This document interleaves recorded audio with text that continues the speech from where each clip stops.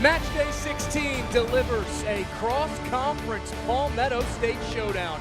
Charleston Battery, second place in the East, welcomes a red-hot Phoenix Rising side, unbeaten in their last 7 championship matches. Welcome inside Patriots Point Park alongside Casey White. I'm Jake Griffith. Glad to have you alongside us. Charleston Battery are the highest scoring team in the championship with 28 goals. Casey, kept out of goal for the first time in 17 matches. How can they get their offense going? Well, they'll certainly be looking to get it back. It's the variety in the attack. You need to be unpredictable, and that's what they've done all year, is that unpredictability, which can really lead to more and more opportunities because defenses just don't know where to cover, and that's going to be their secret sauce of getting back home. Meanwhile, Phoenix Rising have been good defensively, something to keep an eye on as we take a look at our players to watch, presented by Fleet Feet. This trio of players for Charleston Battery, so much diversity in their attack. And this is what's so hard about dealing with the Charleston Battery, is that Jennings, Torres, and Myers can all contribute, all have goals, all have multiple assists, but the efficiency of Indy Myers is what's impressive to me. 7 goals on only 17 shots, so when he gets opportunities, he makes the most of them. This Charleston Battery side, 24 goals in their last 10 matches. For Phoenix Rising, so strong on the road, the 3rd most points won on the road since March 29th. Incredibly impressive. It is not easy to go on the road. There's a mentality piece to it, but you also have to have the tactical flexibility to adjust to teams. And then you got to find ways to score. They're not just tying on the road. They're getting points, and 3 points most of the time. That can be really difficult to do, especially against a team like Charleston. This Phoenix Rising club, they call it a relentless road warrior mentality. None more so on display than the 2023 championship final, the last time Rising made the trip to Patriots Point Park. You gotta believe, whether you were a part of these teams in 2023 or not, this has been talked about, where Phoenix Rising came on the road, got the equalizer to be able to send this to penalty kicks, and then were able to come up with the critical save to win the championship. So they're gonna be looking to replicate that form tonight. Just 4 all-time meetings between Phoenix Rising and Charleston Battery. 1 win for Charleston, 3 draws. It's Rising, it's Battery, it's the USL Championship on ESPN when we return to South Carolina.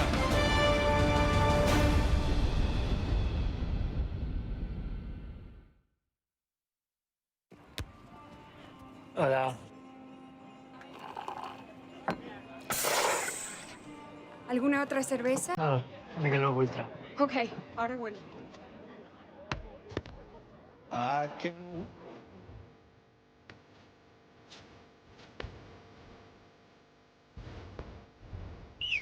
Mr. Messi. Michelob Ultra, cerveza light superior. Dance like nobody's watching. Except when people are watching, like your roommate and the new boyfriend you forgot she was bringing over. Believe in yourself. But know your limits, because right before an interview really isn't the time to try being a hairstylist. Anything is possible. So yes, winning is possible. But so is not winning, which means sometimes the best way to play actually is to save some possibility for another day. The South Carolina Education Lottery, supporting better players and a better you. Return to the field. Score the winning shot. Beat your personal record. Team up with MUSC Health Sports Medicine for all your sports-related injury care and rehabilitation. MUSC Health is the official sports medicine provider for your favorite local teams. From semi-pro athletes to weekend warriors, our sports medicine team provides state-of-the-art injury prevention, treatment, surgery, and rehabilitation for athletes of all ages. Go where the pros go. Schedule an appointment today.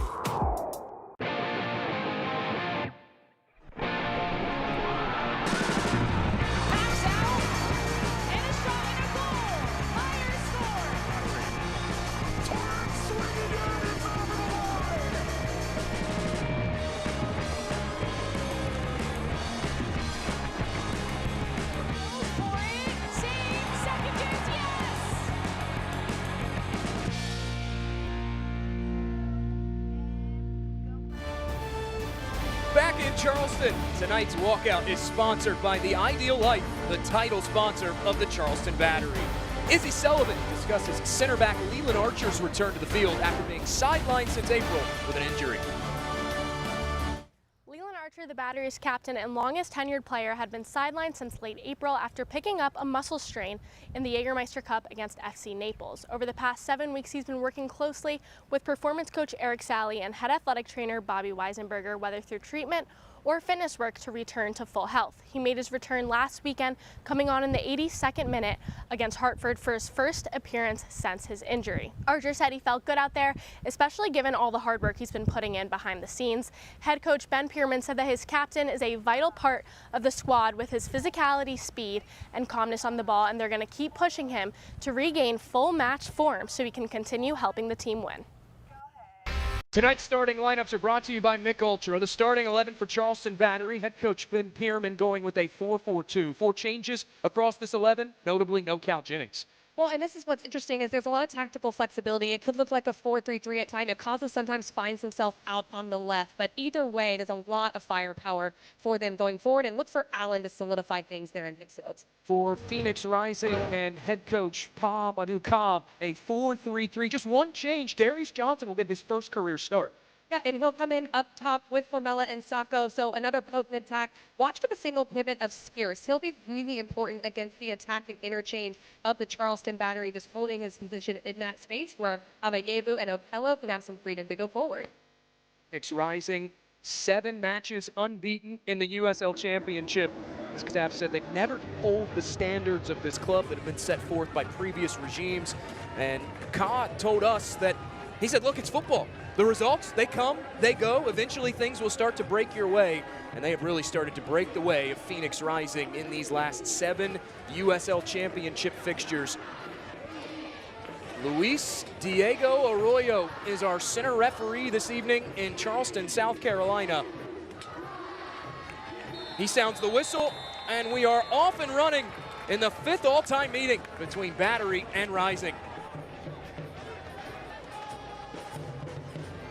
Pass lifted ahead quickly. Charleston Battery under some pressure, trying to clear it away inside Patriots Point Park in Mount Pleasant, South Carolina, alongside the former UNC Tar Heel Casey White. I'm Jake Griffith. Glad you're alongside us for this match day 16 fixture.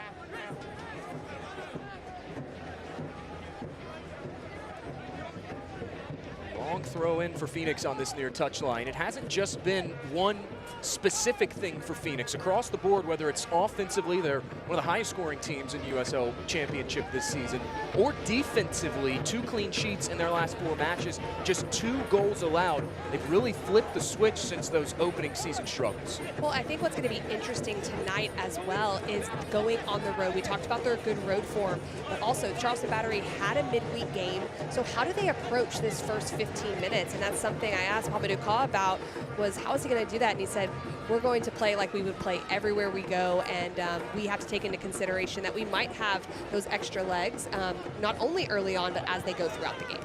Phoenix Rising with the 2nd most road wins among all USL Championship sides this season, tied for the 2nd most. And Mamadou Ka did say that going on the road, finding ways in the regular season to pick up points, pick up wins, that really sets the table for postseason success, because at some point you're going to have to go away from home and get a win. Well, I think something that's really important to note too is those early season struggles, that can actually bode well for you, because then if you have those areas of form that maybe dip, you've been there before. Ikaza whips this cross in, skipping past the near post and out. Battery looking for a corner, and we'll stay down here for the moment. And now officially a goal clearance awarded to Patrick Rakowski, getting his 11th start in net. And now Luis Diego Arroyo will trot over, and it will be a corner won by Charleston Battery. This corner kick brought to you by the Pepper Law Firm, the official legal services provider of the Battery.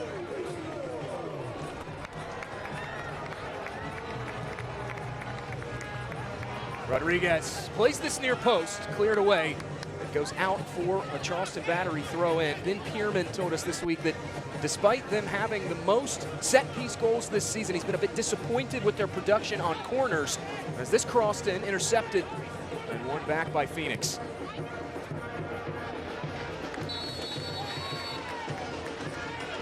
A whistle here from Luis Diego Arroyo. Foul will go against Nathan Dos Santos. Tonight's keys to the game presented by Cruise Subaru, the official automotive dealer of the Battery.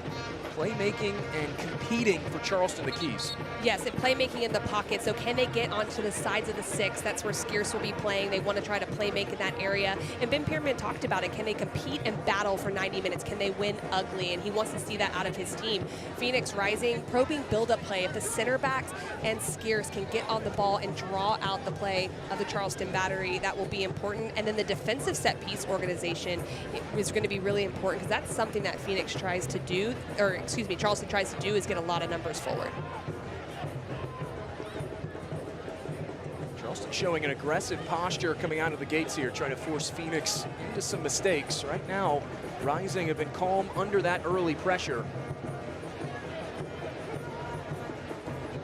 Now looking to go forward with it. And along that far touchline and one back. Well, they pressing out of that 4-2-3-1 is the Charleston Battery, and that's what we naturally usually see from them, is to make sure they can get pressure a little bit higher. That allows more numbers around the ball, and then you can gain possession with 4 players ahead of it. Luis Diego Arroyo whistles for another stoppage. Ball took a carom off the lower arm of the Phoenix Rising player, and play back underway off the free kick. Lancing header on. Here is Rodriguez leading the charge. He's taken down. And this a quick free kick awarded.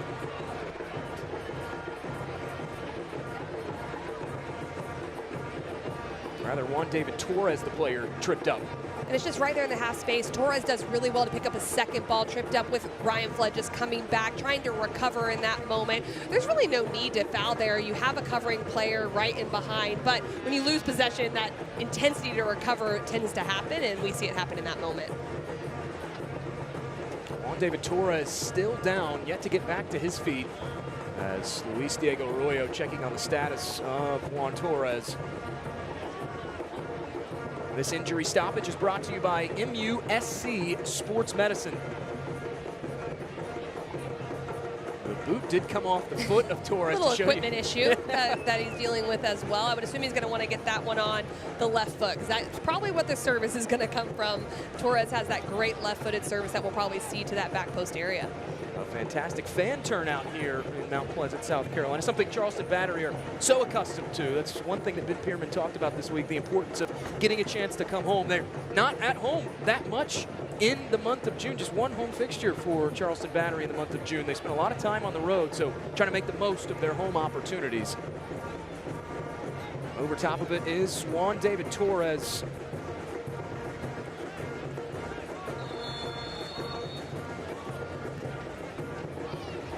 Goal contributions this season. Torres lifts this into a crowd, headed toward goal, and knocked away.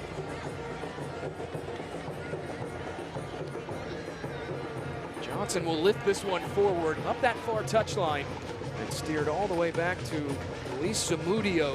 15th start in net this season for Charleston Battery. A 1-2-5 goals against average.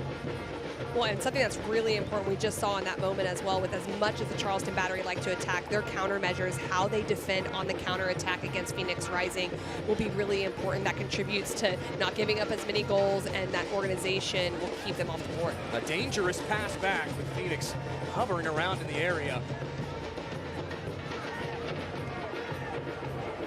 Rodriguez now lifted out wide.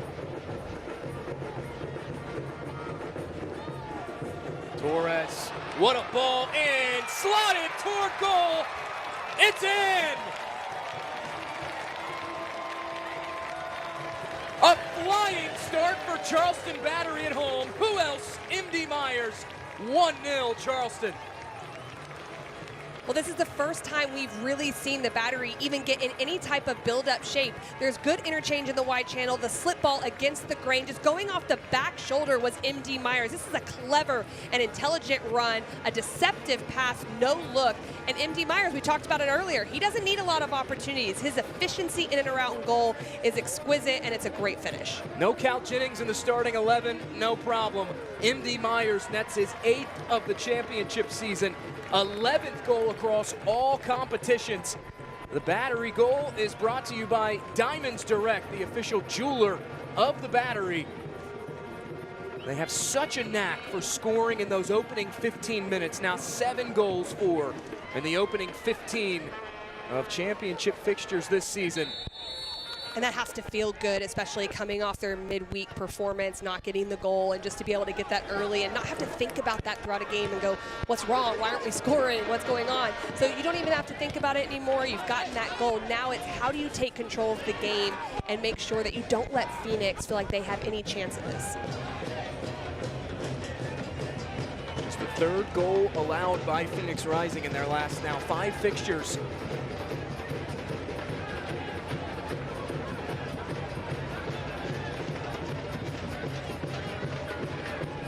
A strong start to this contest for Charleston Battery, who have really sat in on possession, controlled the tempo early on. That is a theme for Ben Pierman's team. They're one of the highest average possession teams in USL Championship.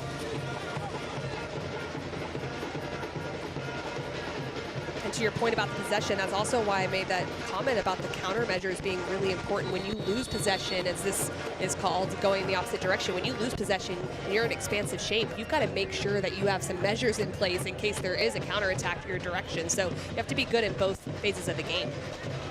There has been Pierman roaming around on those Charleston touchlines, the 7th ever head coach in club history.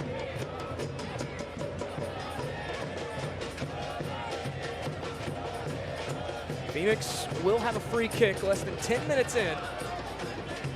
Just 1 free kick goal for this season for Rising.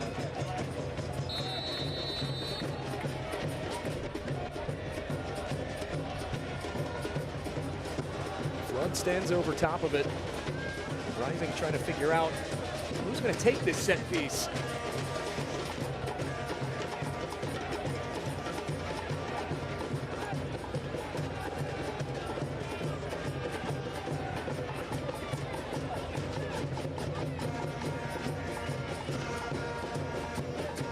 Abayevu and Flood. Abayevu swings it out to this near side. There's Sacco. Wants to touch it into that 18. Now still pinballing around. Sacco whiffs on it.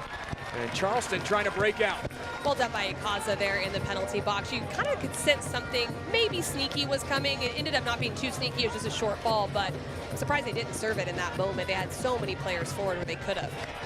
Rising counterattack early on, flying around, trying to force turnovers, but right now, Charleston again with it on that far touchline.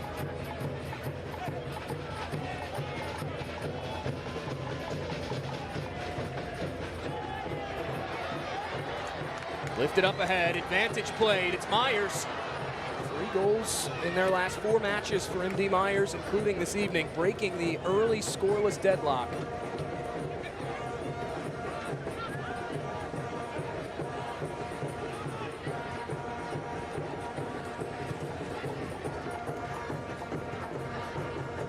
Over to Flood on that far touchline. Early on, we're seeing Phoenix invite in a lot of pressure as Charleston comes out with that aggressive posture.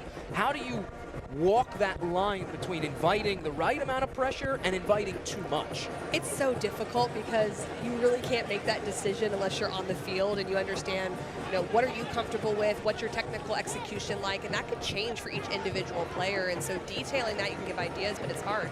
Back on it is Torres now. Torres! Fiddled wide. It's a goal kick awarded.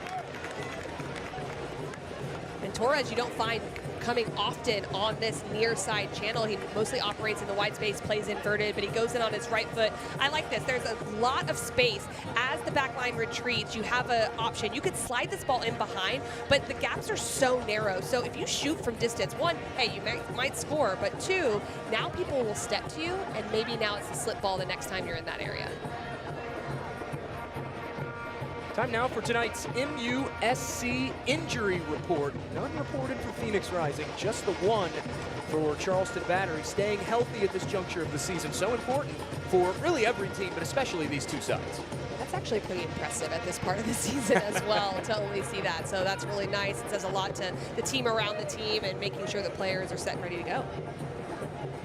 Getting up on those dog days of the summer, things are starting to stretch out more. You have multiple competitions going on, players making their way up to respective national team call-ups. And at this point, you know, as a former player, you're carrying knocks. Some players, a lot of them, at this juncture of the year. We always used to joke, especially the older we got playing in the professional game, was you never feel 100%. Like 91% might be your new 100%. You got to figure it out and go from there. But that might have just been my older age talking. But to your point, it can be extremely difficult when you manage a very long season. And then you have the broadcasters of the world that throw their back out getting out of bed in the morning sometimes. So throw in, glanced back down this pitch, and it's out for consecutive throws now for Phoenix Rising. The biggest thing that Pamadou Ka told us this week that he's learned about his team this year is that they're such an adaptive, resilient bunch. Even when they face adversity, like going down a goal, they adapt very quickly, able to find their way to fight things back as there's a whistle and a foul against Phoenix Rising. Yeah, I don't think there's a sense of panic. And when you talk to Pamadou Ka, he said, I didn't expect as much adversity to go through. He's like, I expected adversity, but maybe not as much as we went through. But he said now that we're coming on this side of things, like there's no panic. We have to be intentional when things aren't going well, but we trust in our game plan. We trust in our identity and the way we play. We know we've dug ourselves out of holes before. And so I think we'll see that throughout this game, that they're going to continue in their system. They're playing out of the 4-3-3. They'll continue to press and they'll look to create opportunities as the game goes on. Never out of it, especially on the road, is Phoenix Rising. 16 of their 28 goals this season have come away from home. There's another whistle from Luis Diego Arroyo. Another foul whistled against Phoenix Rising. And Charleston Battery will have a free kick.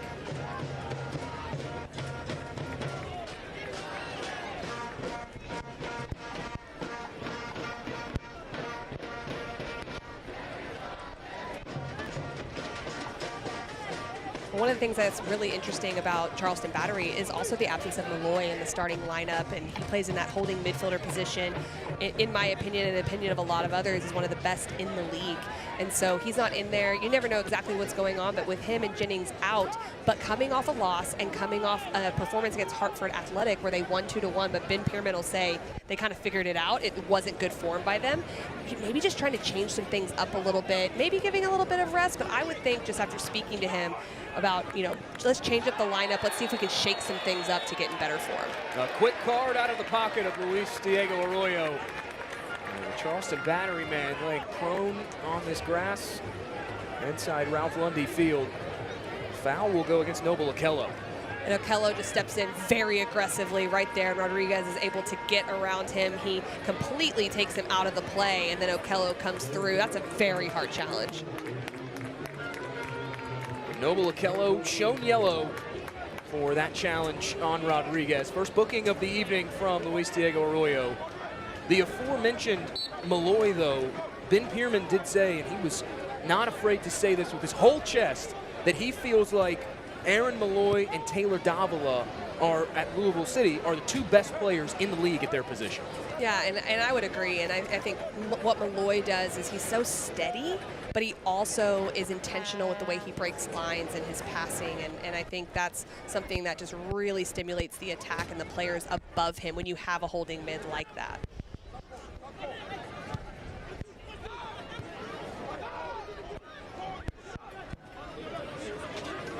Rising on the move, Okello has it. The former Atlanta United two-man. Smith. Well, as we're starting to settle a bit more in possession in this game, you're starting to see where Phoenix Rising is actually playing with a double pivot as well. Okello is playing a little bit lower than anticipated with Skierce. And I think what that's going to make for is the midfield battle where there's the rotation. Because these systems match up exactly the same, which team can rotate one of their holding mids up to create that off balance in midfield? That could be a huge difference in the way they build up and create numbers forward. That pivot was something that Pamadou Ka talked with us about this week, and he said it's the perfect system for this team because they have the players to execute it, and he really feels like J.P. Skierce sets the table, called him massive in that role. And he doesn't, but a lot of times we see him more in an obvious single pivot. Right now we're seeing him right side by side where Okello's having a lower starting position with Skierce. But Pamadou Ka talked about that, the tactical flexibility that his team has makes it hard for them to scout. And he said that's one of the things he likes about his team is that they can adapt for a game plan, but they can also adapt within game. So now as Okello starts to go forward, that's something that they can try to offset Charleston with. Whipped out wide. Here is Phoenix on the move. Well defended that time by Charleston Battery as Landry wins it back.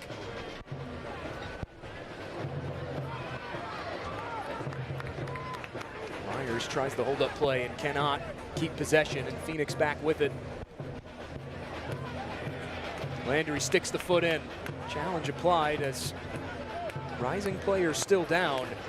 That's Hope Avayevu down behind the play, now back to his feet.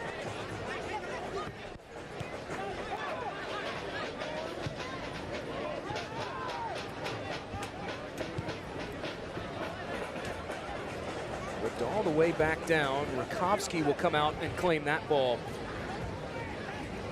Battery matches are the perfect place to make lifelong memories with your friends and family. Your group of 10 or more can enjoy discounted tickets, exclusive on-field experiences, and private hospitality areas to catch the match. Visit charlestonbattery.com to learn more and plan a memorable night at Patriots Point.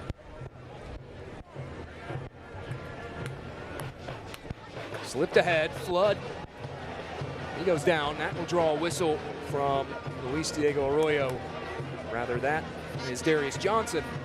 Nonetheless, a free kick given to Hope Avayevu and Phoenix Rising. Well, it causes a problem because Ryan Flood gets a little bit higher in the attack when they build out of a three-back, so that causes the outside back of Charleston to make a decision. Do they step or do they stay? And so now that combination of Flood and Johnson there can create problems, and you start to get set pieces like this. Ryan Flood, the Arizona native, will take this free kick for Phoenix Rising. Conceding a goal less than 10 minutes in.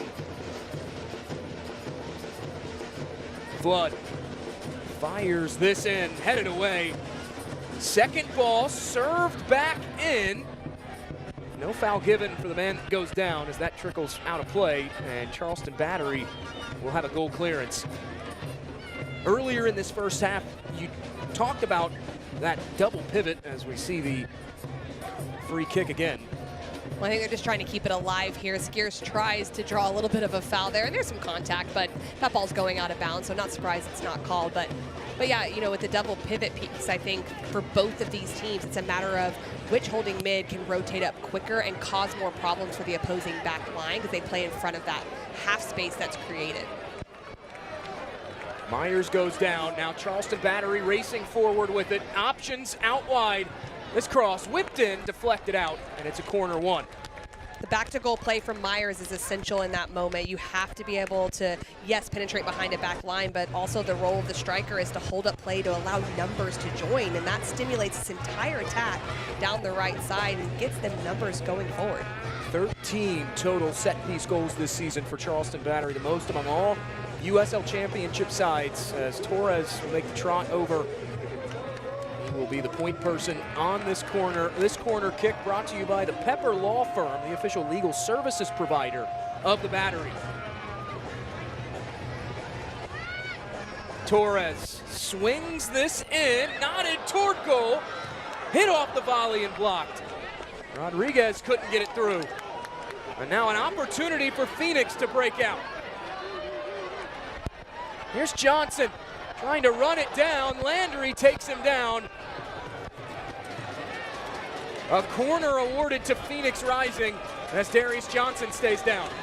Well, this is great counter-attacking transition from Phoenix Rising and good defending as well. It starts all the way from an in-swinging corner kick off the left foot of Torres. Right here, Rodriguez goes for it. It's blocked, and then it's just getting there one touch ahead of Allen is Johnson. He looks to create numbers. Sacco's going actually down that left flank, decides to give it back to Johnson. And a little bit of a light push. I don't think there's anything in that for me, but really good attacking transition from Phoenix Rising. Those transitional moments, what Pamadou Ka called a core principle for Phoenix Rising. He feels like they can be even more efficient, even more ruthless on those transitional counter-pressing moments, as Ryan Flood will trigger this in. Flood, swinging ball, whiffing on it was Johnson.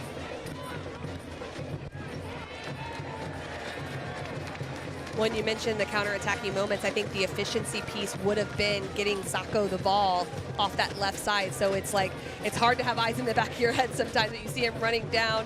You're facing one direction, the ball goes the opposite way. It completely wrong foots the defense, and plus he's more central. So then it becomes more dangerous off the counter-attack. It's picky, but it is what would layer the efficiency piece.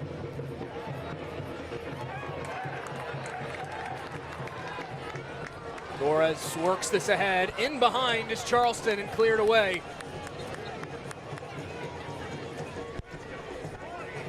The Battery are back in action here at Patriots Point on July 6th as they take on North Carolina FC.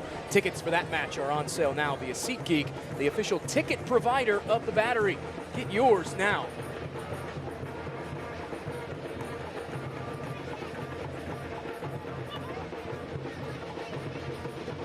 The aforementioned North Carolina FC in the news, as we'll show you at the halftime around our news and notes around the league.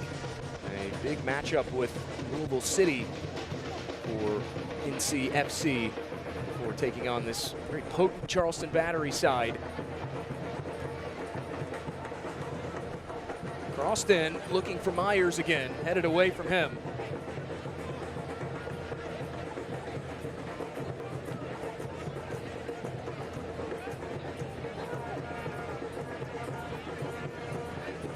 Rising still looking for their first shot and shot on target of this contest, closing in on the half-hour mark played. These first 24 minutes, they've really tried to use those long balls over the top, but sit into their three-back system, get Ryan Flood a little higher. That creates an opportunity to have a 2v1, a 3v2, rather than being matched up player for player. So ultimately, they just have to go long at times, or they have to be patient and just continue to circulate the ball. Giving up, here's Colin Smith. Plenty of space on this right flank. Smith, his cross, falling through, put toward goal. What a reflex save by Zamudio.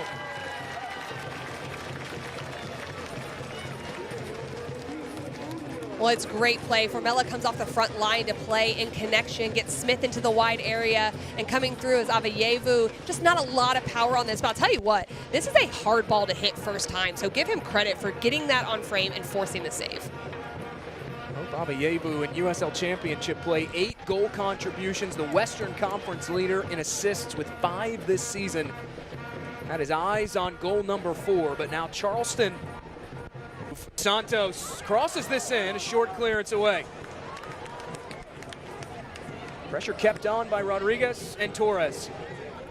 Torres from distance skips toward goal, and it's stopped by Rakovsky.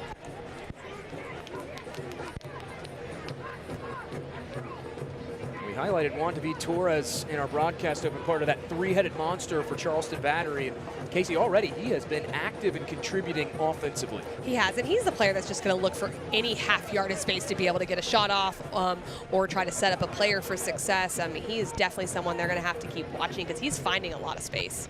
Torres, the USL Championship leader in chances created after that 1-0 loss against Miami FC in the midweek for Charleston Battery.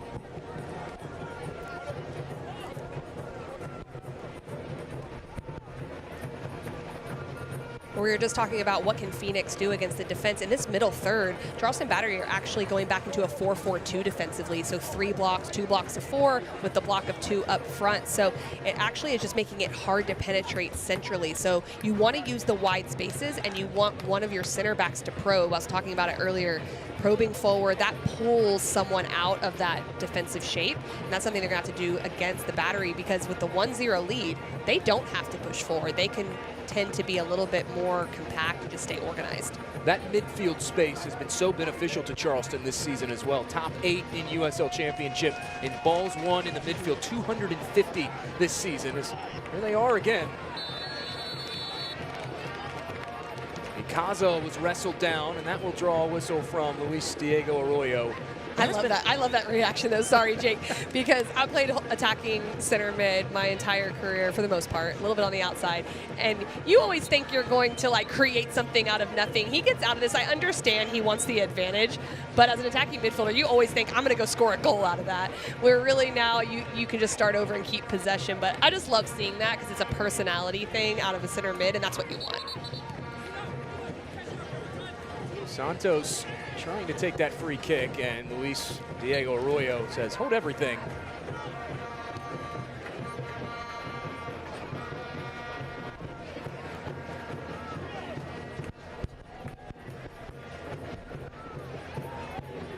By no means are these two sides rivals. Obviously, they've logged some significant matches in their series history, but this has been a physical contest through these first 30 minutes. You can really feel that both of these teams are up and very eager to play each other. Well, I would assume that Ben Pierman challenged Charleston that they needed to compete because he felt Miami FC outcompeted them on Wednesday.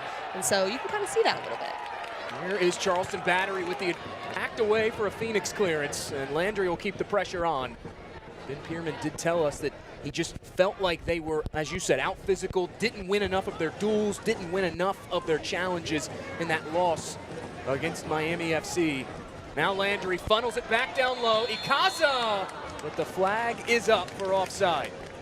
Well, there was an attempt there, though, by Ikaza to try to move horizontally because it was going to be really tight, the margins of whether he was on or offside in that moment. I like the movement of him coming off the back line and Landry trying to find him. But you're right. I think there's a little bit more of a bite, and so I'm certain after our conversation with Ben Pierman there's been a challenge or maybe a directive that that's not going to happen again. But Phoenix Rising, on the flip side, they're also competing as well, and they're in great form, so there's that bite from them to just continue trying to impact games, especially being down a goal.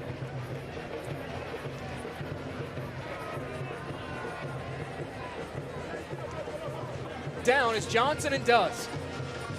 Johnson lays this off. Avayevu slips it through from distance, blocked.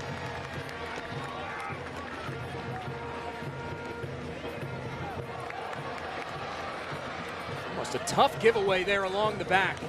You have a player like M.T. Myers hovering around. You have to keep eyes in the back of your head at all times. Phoenix comes away unscathed. On the flip side, it's nice to see a young player like Braxton Montgomery go, I'm comfortable playing. Now, that might not have been the time to do it or the technical execution necessarily, but Asenge was at least a little bit close enough in case it does go wrong. But I think when you have a player like Braxton Montgomery, you want to say, hey, you can make those decisions and play out of the back because that's how they learn as well. Montgomery, the 18-year-old native of Phoenix. Sacco trying to muscle his way in. That will draw a whistle from Luis Diego Arroyo. The USL on ESPN2. Watch June 25th as two teams on the rise battle it out on the field. Surging Indy 11 take on a Tampa Bay Rowdies team working hard to turn their season around. Wednesday, June 25th at 7 p.m. Eastern on ESPN2. Rodriguez lays it off. Here's Ikaza.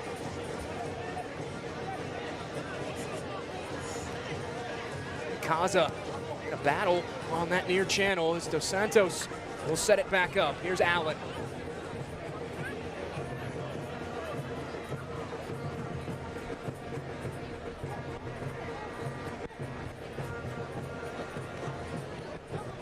Santos gives it up again. Well, and Charleston's just trying to create a 4v3 in this near channel. They do a really good job to get Allen in. Laid off down low. Allen squares in front. Now booted away for a Phoenix clearance. The box injuries for Charleston when they have gotten into the final third, they have been very crisp using those passing overloads. They've done a really good job, and that 4v3 is created in the wide channel. The ball in behind, it's an inside to outside run. It's incredibly hard to track. Myers is just trying to get his body in front and keep it there, but it's a hard ask when you've got 2 and 3 defenders on you. He can handle 1 or 2. I don't know. 3 might be asking him a bit much. We have crossed over that half-hour mark played. Charleston Battery and M.D. Myers, his goal, the 8th of the championship season. The difference maker so far. Charleston have been able to keep Phoenix back on their heels defending in large stretches for this contest. And a big reason why has been the way they have been able to distribute the ball around to different players. They definitely look in control, I would say. They're not in any rush to go forward, but a lot of that comes when you get a goal. You start to go, okay, we don't have to press as much, so let's worry about quality of chances over quantity. But Phoenix is starting to play themselves into the game as well and finding different pockets of space. Here's Sacco now with it.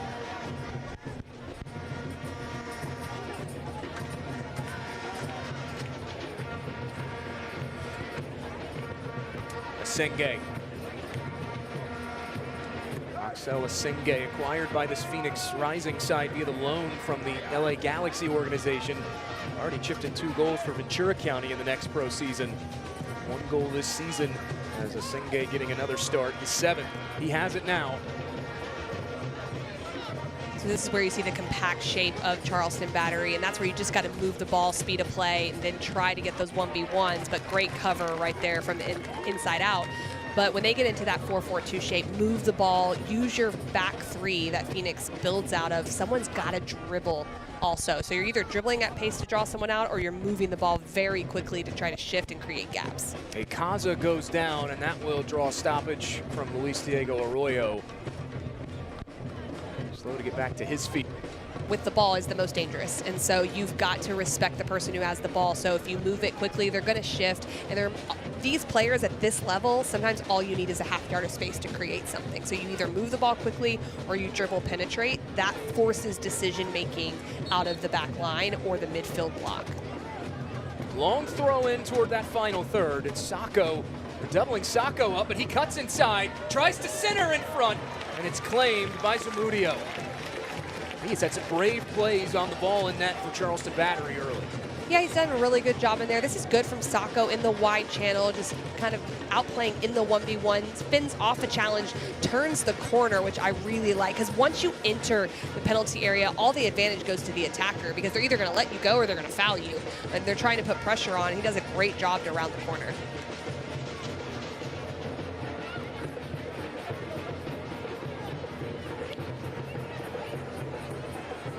Up ahead, long pass looking for Landry. First to it was Montgomery, the 18-year-old, and wins a throw in for Phoenix Rising. Watch the USL Championship in Spanish on 2DN, the nation's leading Spanish language sports network. Oakland Roots SC face off against Detroit City FC on July 5th at 10 p.m. Eastern. Go to uslchampionship.com for the complete USL TV listings. Worked up ahead here, Sacco now. They don't have the numbers. Smith joining the attack. Out wide, it's Smith. Back in front, slipping through, level at 1.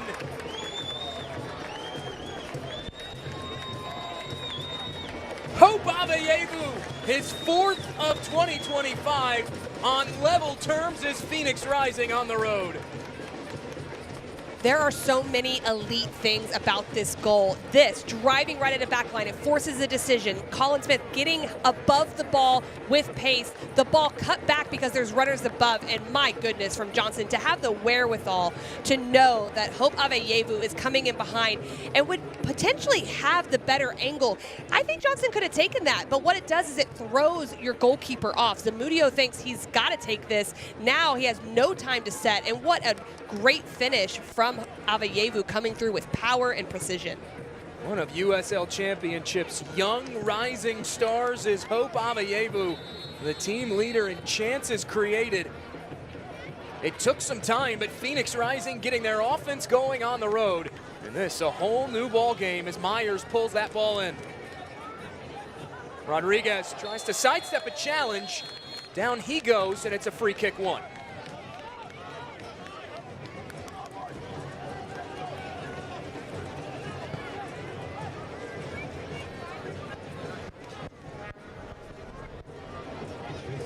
From quite the inviting position here. If you're Charleston Battery, they're able to turn the field very quickly. This free kick scoring opportunity is brought to you by Pro Lift Garage Doors. Another Pro Lift Garage Doors free kick here for Battery.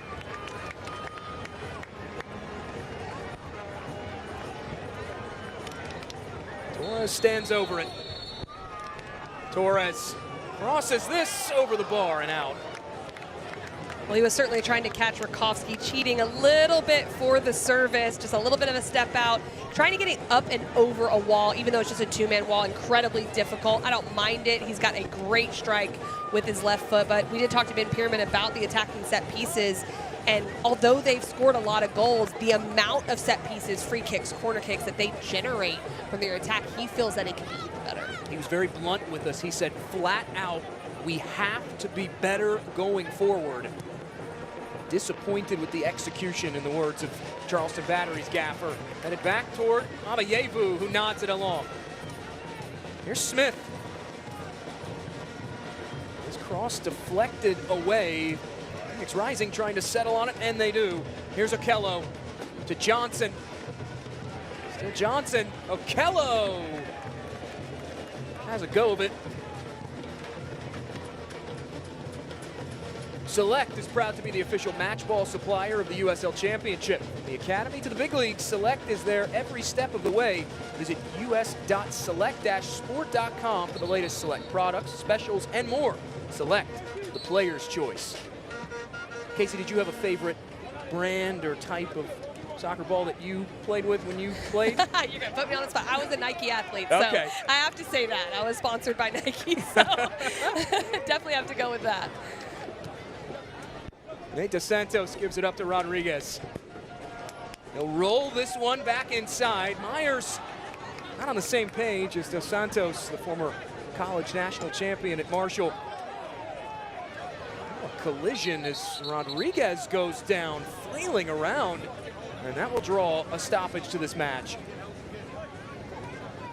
And they'll just make sure, just because it could be a potential head injury, that there was nothing in this and that he can recover right here. Just going in, putting pressure. You see that arm go back and does make contact with Rodriguez. Rodriguez is back to his feet after the collision there with Sacco. I think that was more a sense of he was trying to draw the foul, and there was contact. It probably could have gone either way, but as soon as the foul wasn't called, he did hop up pretty quickly on that one, but there was some contact there as he was starting to put pressure. Phoenix Rising with a goal in the 37th minute to pull back even after conceding less than 10 minutes in. These last 15 minutes for Phoenix Rising have been marked by some dangerous opportunities on transitions. But here is Charleston on the move. Back in front, Ikaza knocked out of play. It's a corner awarded. There was just enough disruption there, Jake, that threw Ikaza off. It looked like he was going to be able to get in, but the way that it was bouncing was really difficult. It's a great little ball in from Torres, bouncing through. It's right here. You think it's going to go to the left, but he mistouches it with his right foot, has to let it bounce again, but really good pressing from Allen, finds Torres, and then Ikaza in this moment does well, though, to get it on frame and force the save. This corner kick brought to you by the Pepper Law Firm, the official legal services provider of the Battery. Third corner of the evening for Charleston Battery. As Juan David Torres will steer this one in. Torres lifts it into a crowd, promptly headed away.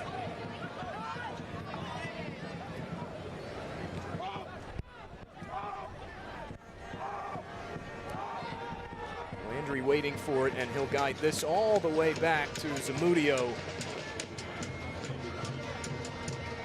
Well, this is a really interesting time in these last few minutes because we haven't seen the Battery have to really build out of their attacking shape. They had to concede possession a little bit to Phoenix as they were trying to claw themselves back into this game. So now we're starting to see that. What's Charleston going to do? How are they going to build against this Phoenix Rising team?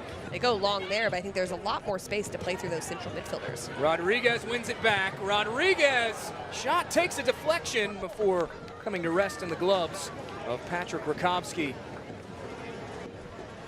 Talked a lot about Phoenix Rising's transitional ability, but these last 5 minutes, Charleston showing that they can get out on the counter very quickly too. Yeah, and I think it's even just a bit more of just direct play, and it's almost like they just want to gain some space, but I think there are some opportunities where they can probe a little bit more, move the ball side to side, but it's hard. Momentum in games shift, and they're feeling, okay, we got to get back in this and we can create more opportunities, but they have so many good players on the ball. I'd like to see them continue to move it and try to play through those central areas a little bit more. When you talk about moving the ball side to side, what does that do to a defense as this lifted over the top? And Phoenix Well, it doesn't away. do what that just did, which was make them uncomfortable. It's a bit more of the strategic part of being able to build up is the side to side. The more north to south, that direct play is going to be more dangerous in a one-off. Here's Phoenix and Johnson trying to cut to the inside of the pitch. Landry battling. Landry with it. Torres. What a ball played through. Rodriguez Rodriguez!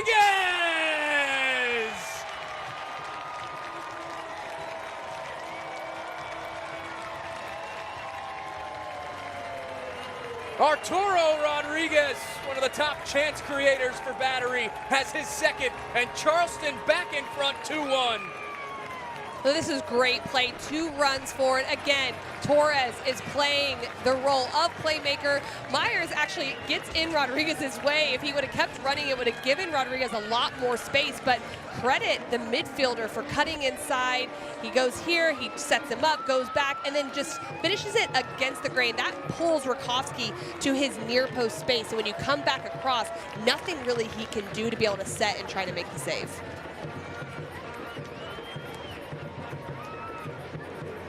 That Battery goal is brought to you by Diamonds Direct, the official jeweler of the Battery. And the fans come back to life at Patriots Point Park, almost as if they heard you from the booth, playing through those central channels. What a ball from Torres to set that up. Well, Torres is playing in that wide area, but he plays inverted, which just means he comes into that central area. It creates an overload. They have 1 extra player there, and he needs to be on the ball because his assist production has been pretty unbelievable this year, and you can see why, because he has that little bit of touch and he has the vision to go with it. Phoenix now looking for a response. Here's Smith. The 4th official has indicated 2 minutes of MUSC Health Sports Medicine stoppage time. As the ball comes to rest in the midst of Luis Zamudio, former DC United man, previously loaned to Pittsburgh Riverhounds, before ultimately ending up here with this Charleston Battery side.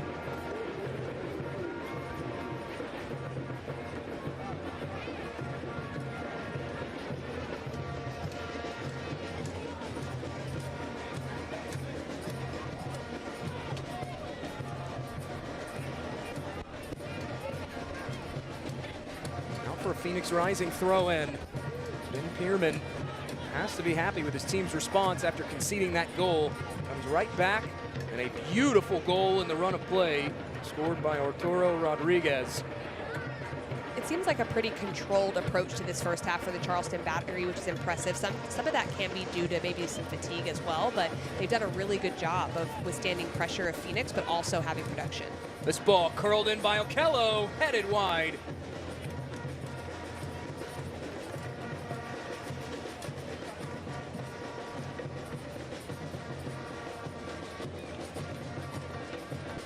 Controlling the tempo at which this match has been played. Ben Pierman had told us this week that the idea of being purposeful in that possession coming into play in terms of how the match is played, at what speed it's being played at. Well, and I think sometimes people forget that you can also control the game out of possession. So even when they have conceded, as that foul's called against the Battery, they've been able to stay in their 4-4-2 block, and they did concede a goal, so we have to give credit to Phoenix Rising, because I think Phoenix has played good as well. I just think this is a really good matchup, and both teams have played within their style of play, and for Charleston, it's been more controlled. It's something both coaches told us this week. They were really looking forward to this matchup because of, like you said, the matchup. It's just a really good matchup between these teams stylistically. Watching this tactical chess match play out between Pamadou Khan, Ben Pierman on these touch lines. As Flood has the free kick for Phoenix. Flood drops this in the area. Headed back on by Okello. Now glancing header will find its way out, and there is the whistle. The final act of the first 45 minutes. We have reached halftime in Charleston, South Carolina. An impressive first half performance for the Battery. Yeah, I think they've done really well. You have to wonder, I saw Mindy Myers slowing down a little bit. They had that midweek game. Is there going to be players coming in off the bench trying to win this by committee? And for Phoenix Rising, I think they had a good first half. They dominated in the wide areas for stretches of the first half. And I think Formella getting more involved will even allow that to happen more as he draws defenders in. Charleston Battery capitalizing 2 of their 4 shots on target going in the back of the net. They lead it through 45 minutes of play, 2-1. Halftime is presented by The Ideal Life.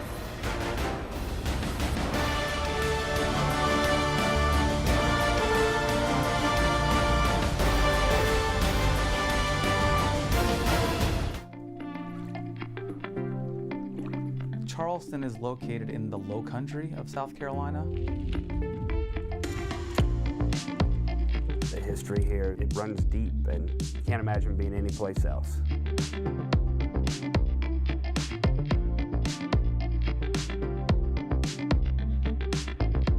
This place is magical.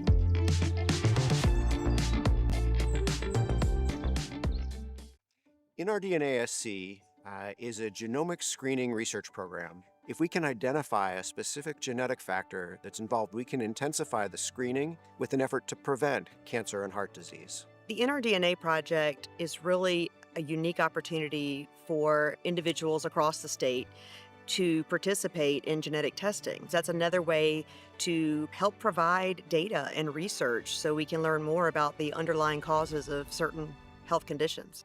Declare your purpose at Charleston Southern University, offering a wide range of undergraduate degree programs, including majors like aeronautics, engineering, business, and education. CSU is committed to providing you with a biblical worldview and a cutting-edge education. The campus experience includes Division I athletics, small class sizes, intramural sports, and more, all at the only Christian university in the low country of South Carolina. Join the Buccaneer family and apply today at charlestonsouthern.edu. When things heat up, you don't just want a cold one. You want the coldest one. The cold lagered, cold filtered, cold packaged one. Mountain Cold Refreshment. Coors Light. Choose chill.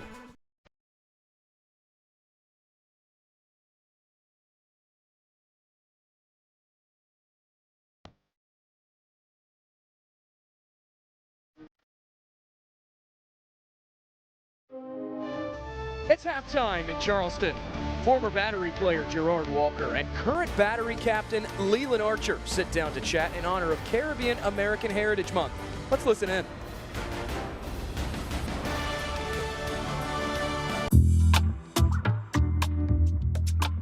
My name is Gerard Walker, former player of the Charleston Battery. Started with the team back in '93 at the inception, and stayed in Charleston since. Now currently teach and coach at James Allen Charter High School. My name is Leland Archer. Grew up in Diego Martin area. Been in Charleston since 2018. Been with the Charleston Battery ever since. So I'm, originally from Trinidad and Tobago. Just like Leland is, the Caribbean culture is this kind of vibe, right? It's we're sitting in a restaurant right now. I mean, think about the food, the spice, right? A sort of cosmopolitan approach to all different races coming together, whether that be, Chinese, Syrian, East Indian, African descent, Portuguese. When you talk about the fabric of Caribbean people stamping their mark, Ed Corey is one of those guys. Ed Corey has been a mainstay of Charleston football for decades. Won 17 or so state titles with Bishop England High School. If I had to think of someone, I'd probably think Ralph Lundy, because I feel like I've met a lot of Caribbean people through him, whether recruiting or just know who he is in the community. Ralph Lundy probably was the biggest reason why I'm here. He scouted me while I was at the U17 national team. Yeah, Caribbean Heritage Month for me, when you talk about all the history behind the, say, the Magnolia plantations and all different plantations here in Charleston, South Carolina, you talk about the Gullah roots that exist here. For me, there's a sense of pride, to understand that, what Caribbean islands did, Barbados, Trinidad and Tobago, Grenada, all of those different islands have now done so much work and so much investment, if you will, here in the United States and in Charleston. I feel like there's a reason why when I have left Charleston in the past, I feel like I've left home, right? Because Charleston just seems to have that Caribbean roots, like Leland talked about, saying, the beach, the vibe, etc. All kinds of good food. You can taste different flavors from the Caribbean here in so many different restaurants you go into. So for me, the Caribbean Heritage Month is a big month for us in Charleston, South Carolina.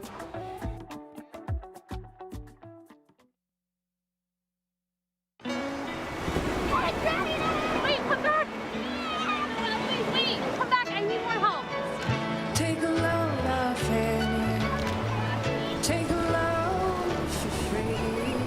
went to the beach, and it was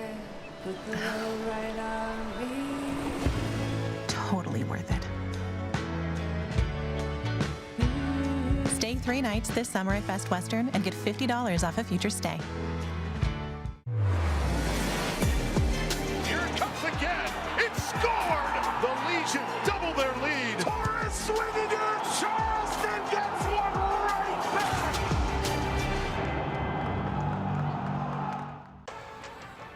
How does Crystal Geyser Alpine Spring Water keep you in the game? We always source our water directly from the natural spring to fuel every body, no matter how you like to move it. So whether you're chasing your goals or just staying active this summer, make sure to stay hydrated with Crystal Geyser Alpine Spring Water.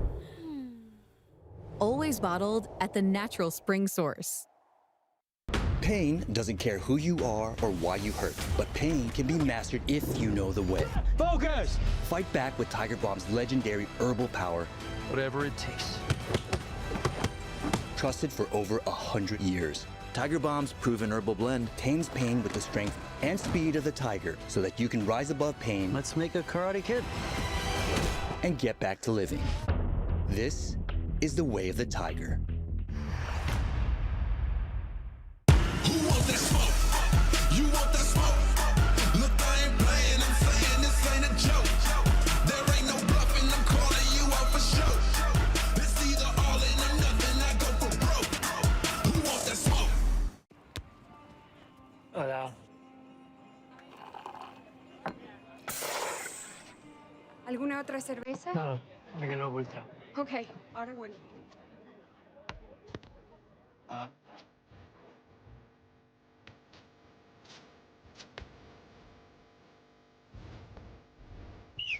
Mr. Messi.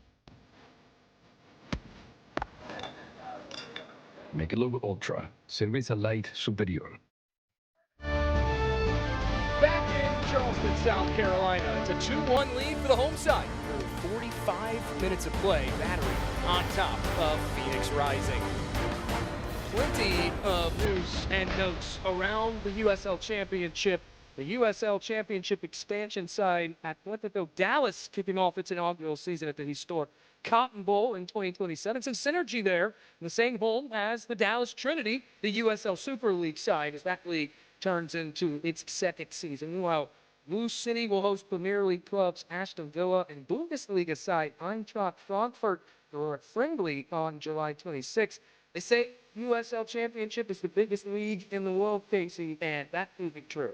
It absolutely is. And Blue City, we know, has been in great form, but North Carolina FC, ending their unbeaten streak Friday at 19 games. They were incredibly close to equaling the league record. We alluded to that in the first half. That streak coming to a close. To look at scores around the league as Detroit City finds themselves up 2-0. That match just going final over Miami FC. Miami handing Charleston Battery that loss in the 11 scoreless in the second half with Las Vegas. Meanwhile, Sacramento Republic up 2-0 in the first half over Rhode Island, the team who made that walk all the way to the championship final a season ago. Well, and I think another one to look at is that Pittsburgh Riverhounds, the 2-1 advantage over the Rowdies. Pittsburgh, a team we know that can do it defensively, getting goals in that one, 0-0 in the first half between Open Roots and Legion. And then another one coming up tonight, New Mexico United taking on San Antonio. New Mexico United coming off the heels of that rising loss at the hands of Lexington SC in their previous match week. We'll head back to break. Halftime continues at Patriot Point Park. Charleston Battery on top, 2-1.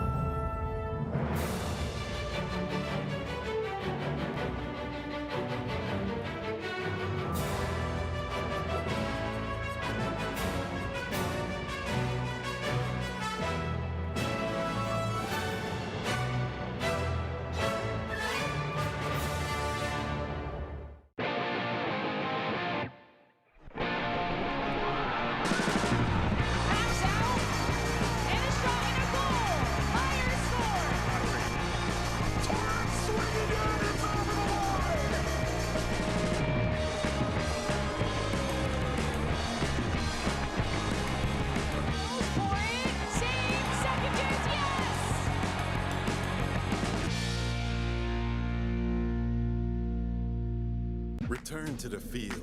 Score the winning shot. Beat your personal record. Team up with MUSC Health Sports Medicine for all your sports-related injury care and rehabilitation. MUSC Health is the official sports medicine provider for your favorite local teams. From semi-pro athletes to weekend warriors, our sports medicine team provides state-of-the-art injury prevention, treatment, surgery, and rehabilitation for athletes of all ages.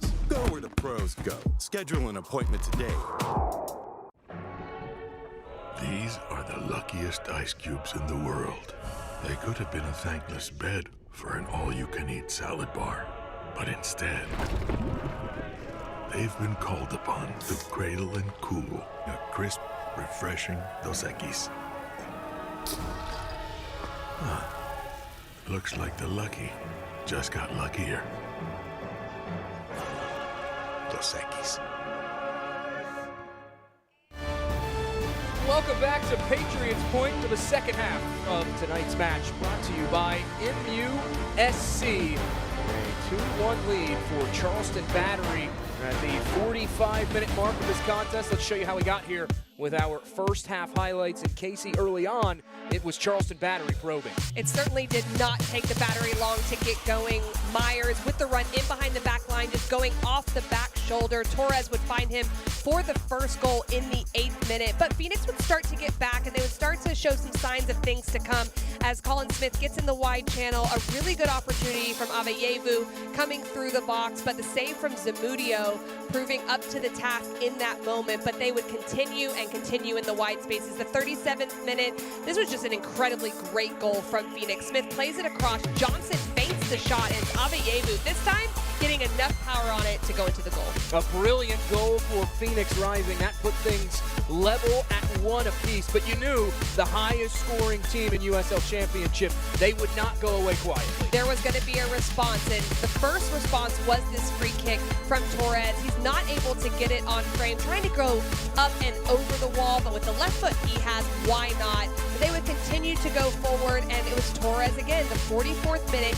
He is the role of playmaker, slips this ball in, 2 runs above the ball in that left side channel. It's Rodriguez who actually gets on it. He cuts back to his right, finishes to his left, and takes the lead for the Charleston Battery. A great goal in open play for Charleston Battery, slipped through by Torres. Those first half highlights presented by Publix. Our halftime stats presented by Spinks. And the shots and shots on target tell the story for Charleston Battery. Ben Pierman wanted them to be more efficient and clinical in the final third. Seeing that in that first half. Well, that 4 shots on target out of 8 is reflective of Myers and his efficiency. Now it looks like team efficiency. And the possession is tilted to 57% to Phoenix Rising. I think that tells the story of the first half. When you get an early goal like the Charleston Battery did, they sat back in a 4-4-2 defensively. Phoenix was able to play into the game a bit more.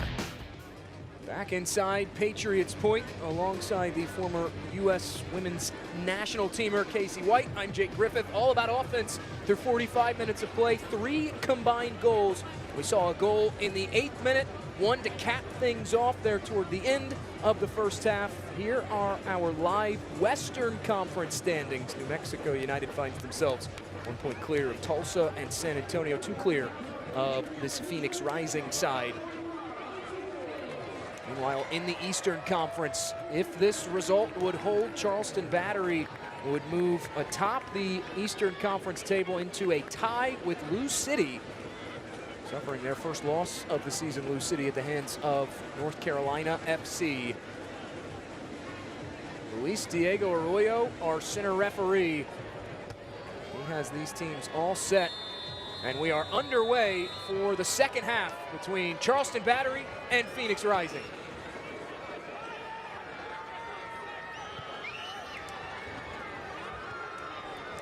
Just 1 change for Charleston Battery and head coach Ben Pierman at the halftime mark. As Leland Archer, we heard from Archer in our pregame report, returning to the lineup for the first time since April after the injury, coming on the pitch. No changes for Phoenix Rising through 45 minutes of play, as that's thumped clear, and Rising will have a throw in.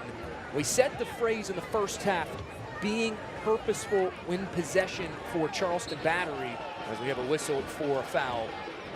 As we showed you during our halftime stats, Phoenix Rising with the advantage in possession through 45 minutes of play. How can Phoenix be more purposeful with their opportunities? Well, the spaces that they're being given are wide, and so they are having a lot of success on their right side going into the attack. Can they do the same thing off the left side, use the advanced position of Ryan Flood, who's the outside back, getting higher in conjunction with Johnson, creating 2 against 1, 3 against 2s. I think if they can get in the wide space a little bit more, that draws the outside backs of Charleston Battery out, and then they can have more runners in the box and more space to really try to score off those crosses. Landry will win it back.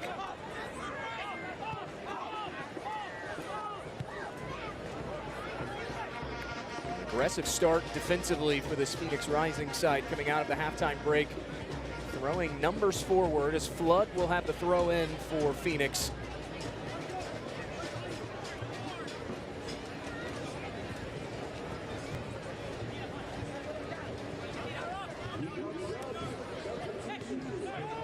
Landry intercepts, now steers it over. Here's Ikaza.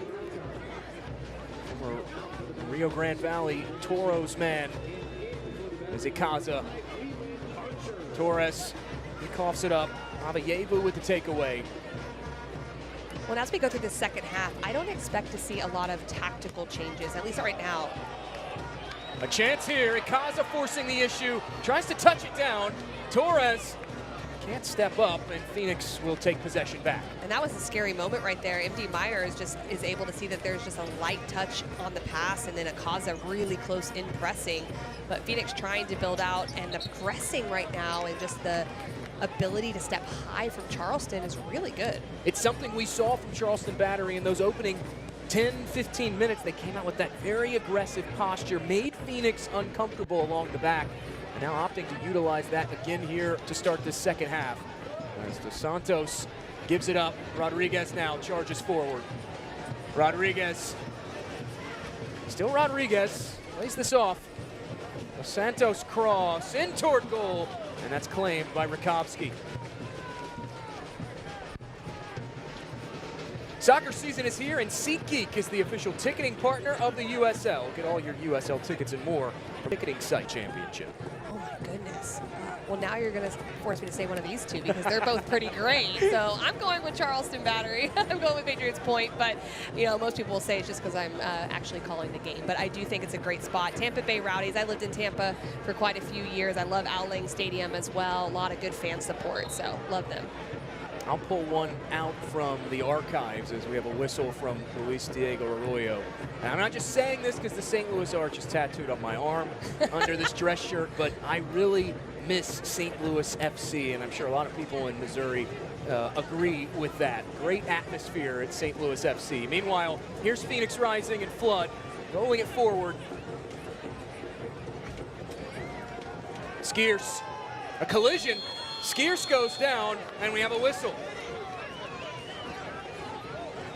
And I understand why our center official waited a little bit. I like that from him because it could feel a bit inadvertent in the way that happened because Skiers gets a touch on it, turns, and then takes the contact. You'll see it right there. But Torres does take a slight step to his right to impede him being able to go for it. You can see it right there. He stops. That's intentional from Torres, and I can see why he didn't want that to be called, but I do believe it was a foul. Very reminiscent of almost a screen set in basketball. Exactly, which is intentional, and he definitely stopped his momentum to make sure that Skiers was not going to get to the ball. This gives Phoenix Rising a free kick from about the same spot that Juan David Torres had that free kick late in the first half in that 37th minute. Flood stands over it. 4 set-piece goals this season for Phoenix Rising, 3 of which on corners, 1 free kick goal.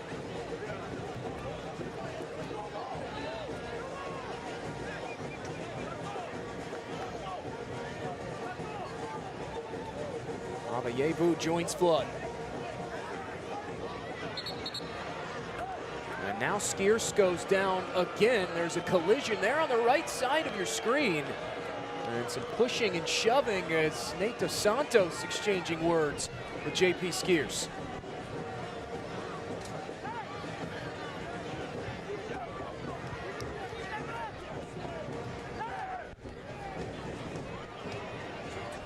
Ka watches on from the Phoenix Rising touchline. As Flood and Abayevu both hover over it.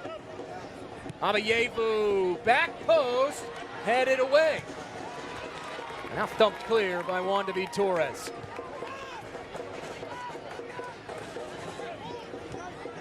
Flood, back to Flood. Abayevu lifts it over the top. Johnson in behind. Johnson, a bit too heavy of a touch. But look at the counter pressing there, just trying to win it back. Give Charleston Battery credit for playing out, drawing this foul, but you can see the immediate reaction on the loss of possession from Phoenix Rising, just going right away and putting pressure on. They're going to try to dispossess high and turn that into goal scoring chances. Pamadou Ka told us that this team has a 6-second rule. When you hear that, you normally think, oh, hey, I dropped food on the ground and I'm picking it up. But that's 5. That's 5, fair, fair. But for Pamadou Ka and this Phoenix Rising coaching staff, when they lose the ball, they aim to get it back within 6 seconds. And you're seeing some of those principles play out here over these last 5 minutes. There's a little bit more bite in this second half, I think, from Phoenix within that part of their game and in that phase of the game for them when they lose and transition to defend. They're definitely trying to do it higher, and that's when your opposition is most susceptible to giving back up possession again. For the record, I'm a germaphobe, so when I drop food on the ground, I don't pick it up. Anybody listening at home that's like, oh, that guy eats food off the floor. I don't. I don't. Here's Landry. Out wide, Torres.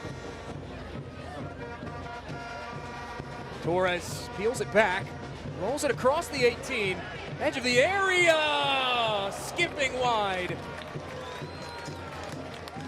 It's not a bad opportunity from Rodriguez, but it's the preparation touch that lets him down just a little bit. Good from Torres to pick him out, but when you make a horizontal touch, it's not enough forward on a diagonal to allow him to get his hips around the ball and simultaneously generate power. It makes it difficult, so he wraps around it a little bit too much in that moment. Ben Pierman told us this week that he feels like, especially in these last 3 matches, Charleston Battery have done a good job of getting in that half space, that middle space between the back line and the midfielders of opposition. And here they are again on the move. It's Torres, rolls it toward goal, and it's stopped by Rakowski.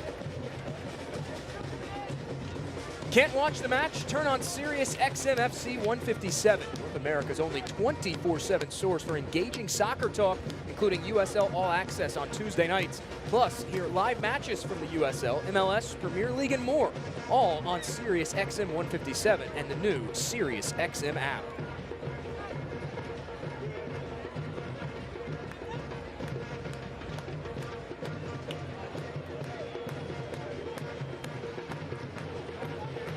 Careless giveaway by Phoenix Rising, and now countering is Charleston. Options all around. It's Rodriguez. Rodriguez. Torres. Torres shot blocked. Laid back off, and no one there for Charleston. Well, careless is certainly the right word, just not on the same page either. So I think that was part of it, was just one player running away from goal and Asinghe thinking that they were going to come get it. Now Phoenix on a counter-attacking opportunity. Here's Rising, bunching up and taken away by Landry. Landry has been so good defensively tonight, but all season, team leader in tackles won with 20. And it's played up ahead, Juan David Torres leading the charge. Torres cuts inside, stands this cross up, knocked down.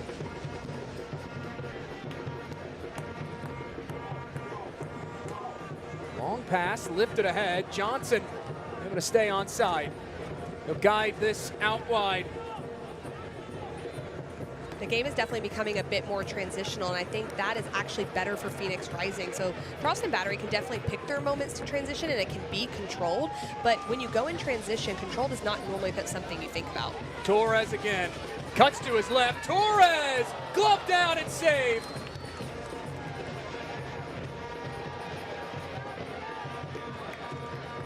Landry will keep the pressure on.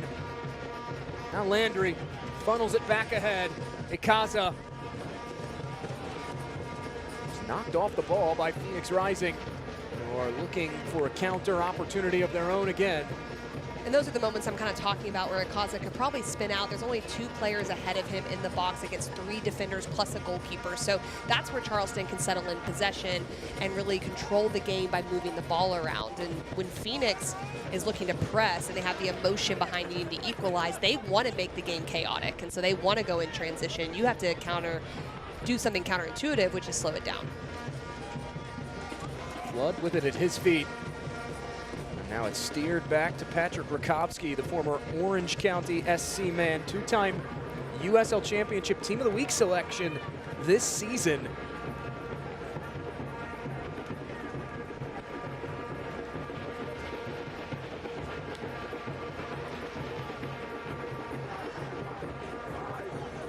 Advantage play to Phoenix. Noble Okello up ahead, out of the reach of Abayevu. Helped back along, here's Flood. Flood whips this back post, and leaping for it is Luis Zamudio. Phoenix trying to get that crossing game going. We've seen them try to utilize those wide spaces this evening when getting into that final third. Those crosses at times have just been a hair short. When Okello gets a little higher and Skeers becomes a single pivot, just a single 6 by himself, it looks a little bit better because they have more numbers forward. I'd like to see Flood and Smith on the opposite side drive a little bit more inline, because those floated balls back post really don't test a back line, especially when they're able to get back and stay organized.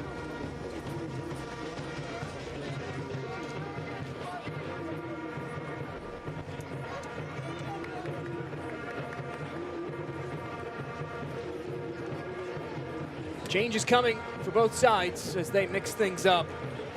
Emil Quaisho, the 26-year-old out of Utah, will come on for his 8th appearance in the championship this year. Meanwhile, Charleston Battery bringing on Cal Jennings, who we highlighted in our broadcast open. Such an impact player is Cal Jennings, the league leader in goals. Joining Quaisho is Charlie Dennis for Phoenix Rising. 2 changes for Pamadou Ka. Substitution for the Battery brought to you by Publix, the place for game day subs and all your tailgating needs. Publix.com.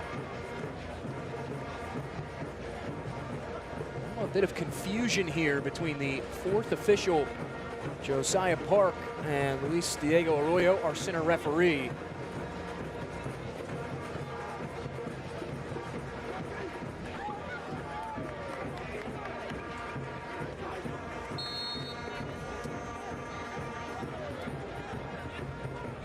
Josiah Park was very animatedly waving those substitution cards around, and now play able to get back underway. The 3 combined changes, 2 for Phoenix.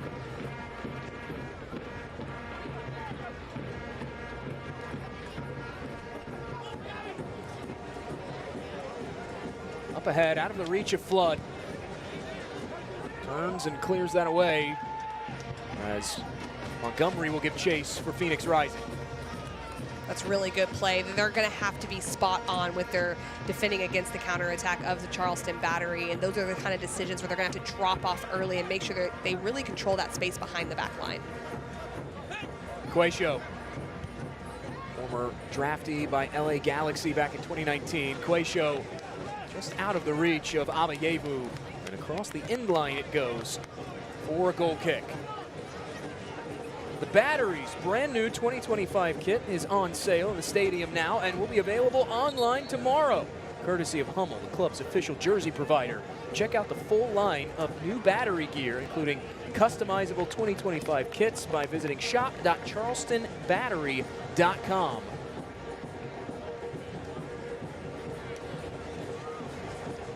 Noble Okello will come off. Zion Immers, the native of Switzerland, will make his 3rd appearance USL Championship play this season. Well, with all these insertion of players, 3 players now coming into the game within a matter of a minute, there's a little bit of a tactical change as well. They're pressing with 2 players high, with Sacco and Abayevu getting a little bit higher, Dennis going off the right, and Johnson stay off the left. Those first 10-15 minutes of this second half, Phoenix were really dangerous on those counter-attacking opportunities. When the match turned into that transitional time frame where it was back and forth, open-ended, it really played into Phoenix's favor as that rolled out of the reach of Rodriguez and back at the feet of Rakowski. And if you're going to commit those numbers a little bit higher and try to dispossess higher, the role of your holding mid becomes even more important, which is scarce. And the reason it's important is because Charleston will try to get in that half space and try to establish things going forward on attack. Ball rolled back ahead to Immers. They'll lay this off to Quayshow. Quayshow fires it in, pinballing around, headed back wide by Phoenix Rising. Smith joins the attack. Smith's cross, not on target, and claimed again by Zamudio.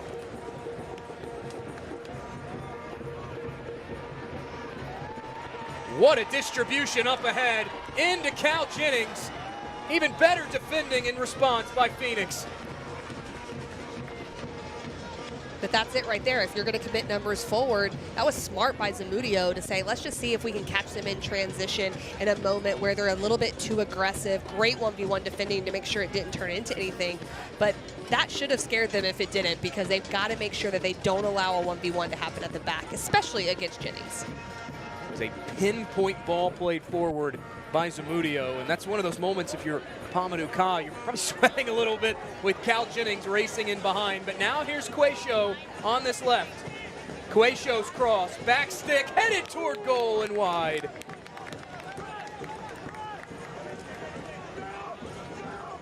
It's good timing on the run. It's just got to be headed down. But this is a good service from the outside back, just bending it in with his left foot to the back post area. You want to get above that ball, get it down, force a save. Just a little bit too high and not well timed on the back post. Here's Jennings up ahead.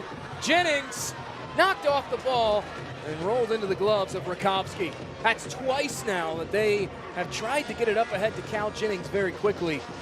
Safe to say, I think I can guess what the game plan is since they brought Cal Jennings in, and it's get that man the ball. He's back on it now and has it taken away. Well, and if he was a little bit sharper technically, I think he would already have a goal, especially on that second one. Asingay, you have to give props for his defending on the 1v1 as the foul's called in recovery from Landry. But that last one, I believe it was just more the mistouch from Jennings. Otherwise, there's an opportunity on frame. Landry shown yellow for the challenge on Abayevu. And you're in a recovery position, you're not in a position of strength right here. It was that initial grab and then coming through, not timing it extremely well. But it's the last preparation touch from Abayevu that really puts Landry in a tough position because he keeps his body between him and the ball. Second booking of the evening from Luis Diego Arroyo. Noble Okello went into the book in the first half for Phoenix Rising, and now Landry shown yellow as the wall forms in front of Ryan Flood. He has been the set-piece man this evening for Pamadou Ka and Phoenix Rising.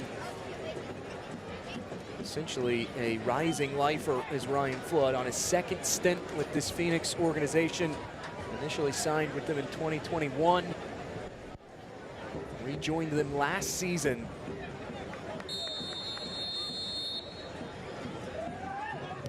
Whipped in, finds its way through the wall, and laying on top of it is Zamudio.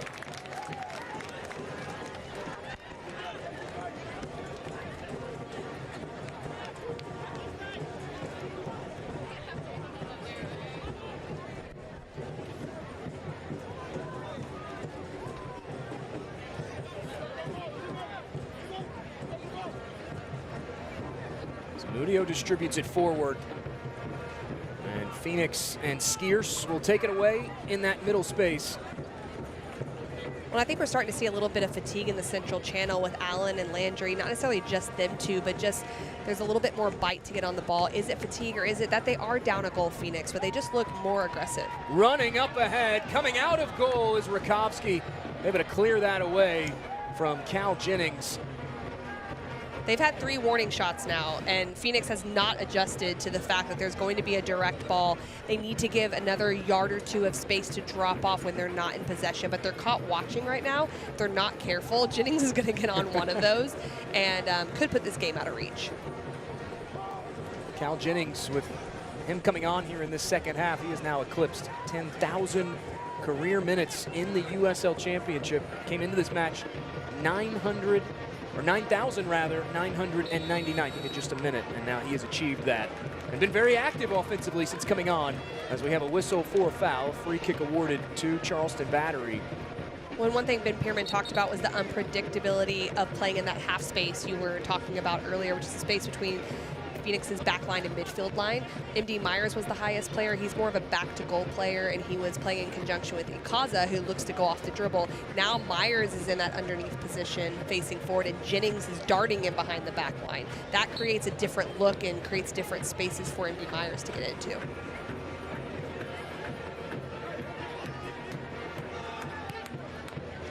Langston Blackstock gets play back going, and it goes caroming off the feet of Ikaza and to the feet of Rakowski. Battery matches are the perfect place to make lifelong memories with your friends and family. Your group of 10 or more can enjoy discounted tickets, exclusive on-field experiences, and private hospitality areas to catch the match. Visit charlestonbattery.com to learn more and plan a memorable night at Patriots Point.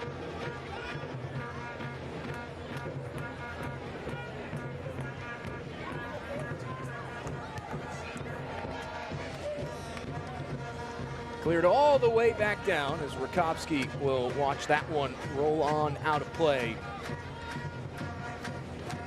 Despite this second half starting to carry on, and as you mentioned, you can start to see a little bit of fatigue in that middle space. This evening, Charleston has been able to use that midfield, middle third of the pitch to their advantage and control the field tilt a bit and the way this match has been played. Well, I think what's really important for these last 23 minutes or so is that they need to keep the ball. The best defense sometimes is just keeping the ball and moving the ball. And if they need to play in 2 blocks of 4 and see out a win, they can certainly do that. But they have enough sophistication on the ball to be able to keep it and move it and make Phoenix chase. The more the clock ticks down or up, however you look at it, is then Phoenix is going to get more aggressive and they're going to be chasing more. And so you can use that against them. That helps you to not fatigue as well as you manage the rest of the game. There's Blackstock trying to sidestep one challenge just across that touchline. And it does go out. Change of possession will occur via the throw in.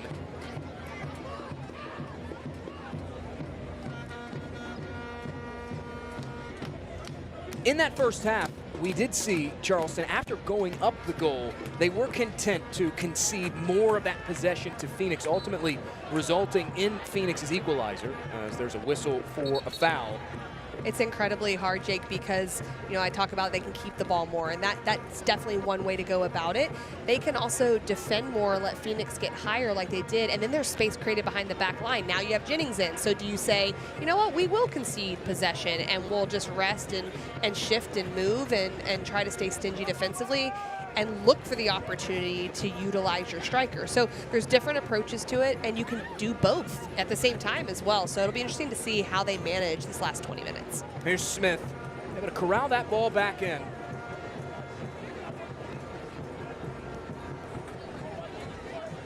Switching pass out wide, Abayevu calling for options. Abayevu back to the far post. Dos Santos with the header away. Here's Skiers. Skiers off the half volley. Deflected out, and Rising will have a throw in.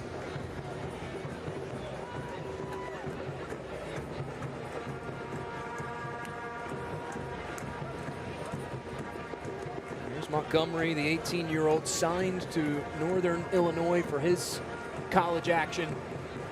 First season set to come up in 2025. Backheel pass from Charlie Dennis into an empty space. Change of possession will occur via the throw-in.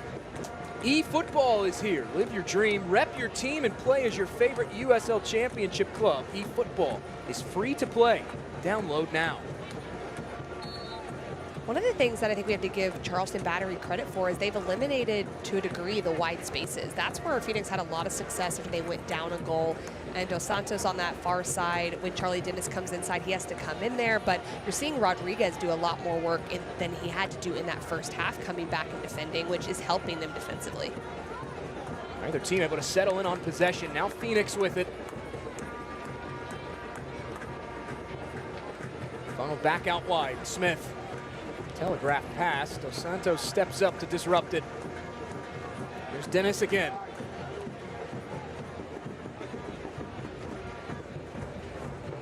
Dennis trying to turn, looking for space. Phoenix starting to shift in to that heavy possession mindset we saw late in that first half after they conceded the opening goal. Knocking on the door for a late equalizer. But there's a bit lower position from Torres and Rodriguez in those wide midfield shapes. They're having to come back a little bit, which is helping defensively because now it's a 2v2. You're not seeing Smith get open quite as much off that right side. Aveyevu has one tonight, knifing inside, Aveyevu! Just wide of that far post. My goodness, Aveyevu so elusive and great off the dribble. He's just so tidy, really quick touches, gets his body in front, so Torres has to let up. He could foul him there, but that would not be a good opportunity. And he's trying to pick out that corner, curling it outside the post and in, and that one doesn't miss by much. Hope Aveyevu, the former North Texas SC man for 3 seasons under, one of which under Pamadou Ka. Now breaking out is Jennings and Charleston Battery. Jennings squares, tap toward goal, missing wide.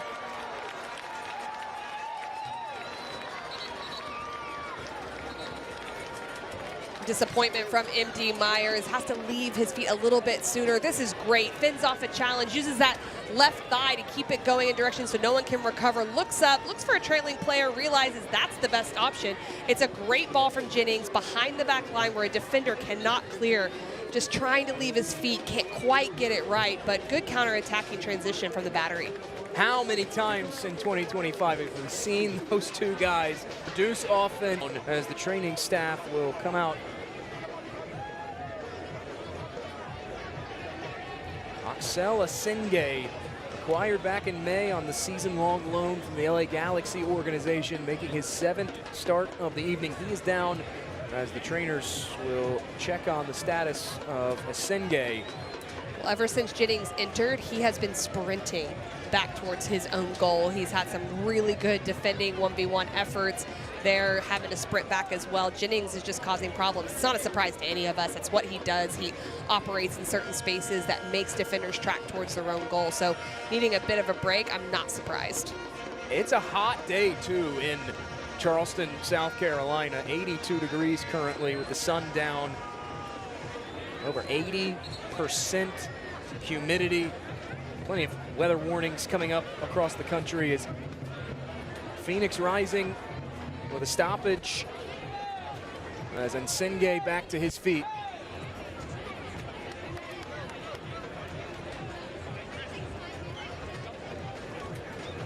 Phoenix rising, their goal this evening, a flash of brilliance back in that first half. Well, they're down 2-1, but they've had some really good quality going forward. It's the wide spaces that Smith is able to get into.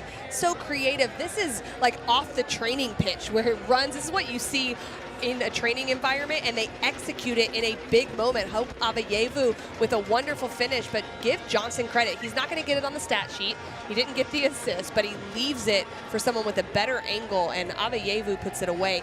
We're not seeing that in the second half because of the way Charleston has adapted in the wide spaces, so they're going to have to figure out some other areas to make the Battery uncomfortable.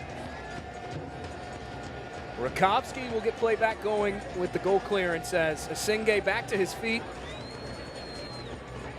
Able to walk off the pitch under his own power as the trainers continuing to work on him over on that far boundary line.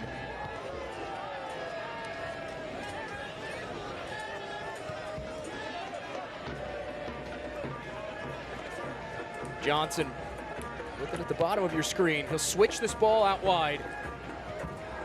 Left a bit short, and Dos Santos taken down.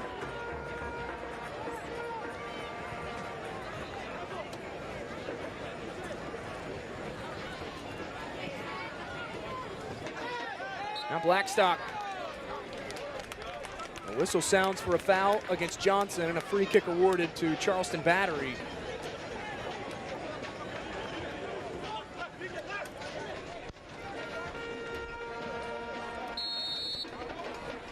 I like that Blackstock just plays into Torres right there, and then you're looking for the ball in behind the back line, but Myers, he's giving back up and got very close to Asenge.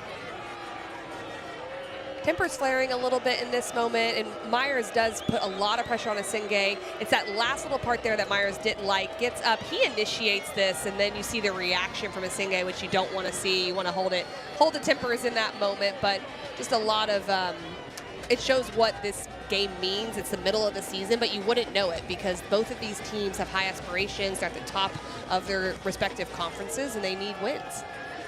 Phoenix Rising, Charleston Battery, two of not just all time, but the recent standard bearers in the league. Rising, the 2023 Cup final champions. Charleston Battery, two of the last 3 seasons, 20-plus win campaigns. Played up ahead. It's Jennings. Jennings looks to center, cuts it back, fiddling through the middle, in front, Charleston Battery. And this is why you want Cal Jennings on the field. The verticality he plays with, the work ethic, his ability to take on and just draw attention, draw numbers, but good decision-making under pressure. Myers gets a touch. I thought Myers had the better angle, and I still argue he did. Doesn't matter. Rodriguez puts it away. It's this little touch from Myers, though, that keeps it alive. Right there.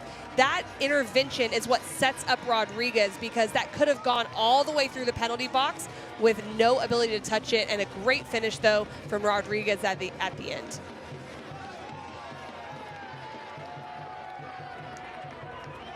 The second goal of the night for Arturo Rodriguez, the former Phoenix Rising man.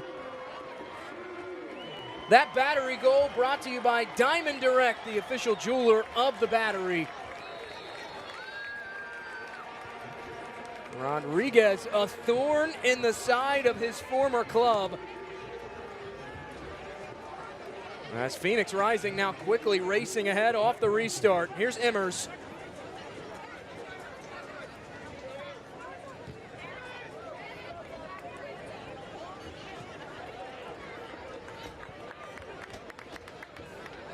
Cleared all the way back down. Rakovsky will come off his line and set it up.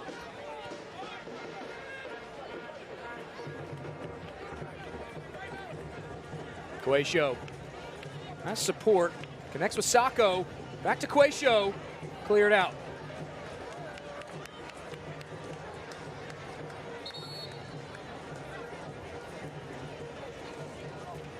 The USL Championship and League One are on CBS Sports and ESPN platforms all season long. Catch live matches and expert analysis every day on the CBS Sports Golazo Network and ESPN+.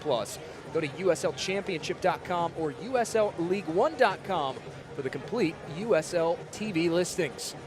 That is Nate Dos Santos down and now back to his feet for Charleston Battery, who came over to this club from the Pittsburgh Riverhounds organization. Prior to that, a college standout in Conference USA with the Marshall Thundering Herd.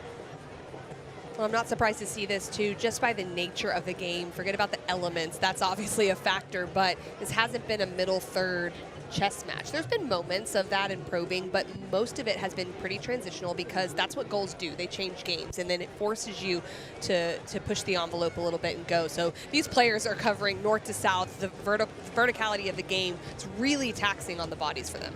Went to a soccer match and a track meet broke out between Phoenix Rising and Charleston Battery as Dos Santos still down. They're working on that lower right leg, and the grimace on his face says it all there. He is laboring just a bit. As we mentioned, temperatures very high, doing a lot of running.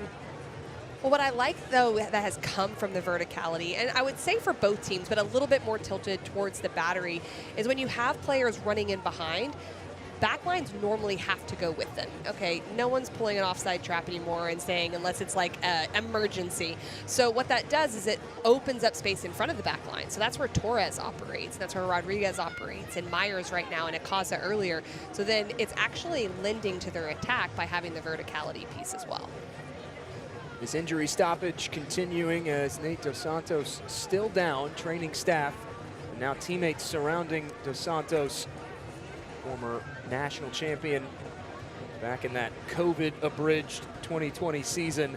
This injury stoppage brought to you by MUSC Sports Medicine. Nate Dos Santos unable to carry on. They will sub Mark Segbers on. That substitution for the Battery brought to you by Publix, the place for game day subs and all your tailgating needs, Publix.com. Dos Santos back to his feet. He will walk off under his own power as Segbers will come on for the 13th time this year. Dos Santos spent a season in the Toronto FC Academy, formerly drafted by Orlando City, 46th overall back in 2022. His play back underway. Here's Sacco with it.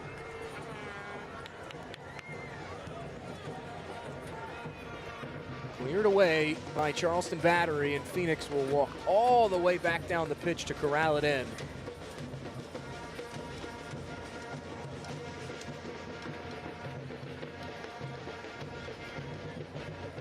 Well, what's really hard now is now you're also going against a team that doesn't give up a lot of goals. And so they score a lot of goals, Charleston Battery, but I think something that's not talked about is how stingy they actually are defensively as well. And so you've already gotten one. Can you generate two? I think set pieces have to become a part of it as well, and just being really efficient inside the penalty box. Here's Immers looking for space. They're doubling Immers up now. It's a throw in for Phoenix Rising. Counting tonight's match, just 11 goals conceded by this Charleston Battery side over now their last 11 matches. Quaisho wanting the cross, instead deflected, and Blackstock will clear it. Torres runs out of real estate. That's out across the touchline. Rising will have the throw in.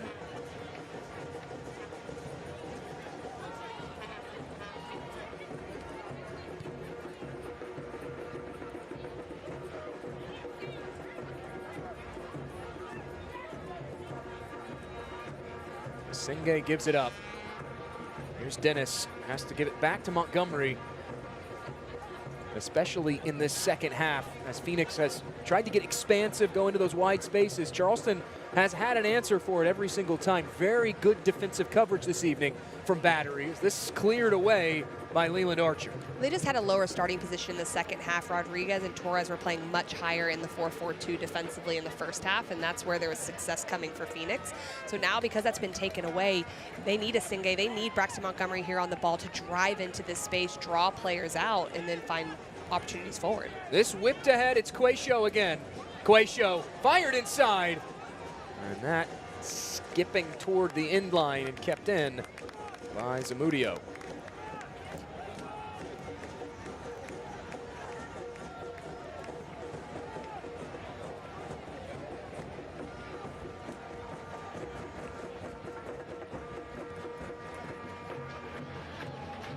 Up ahead, Jennings will glance that wide, and Singay will give chase.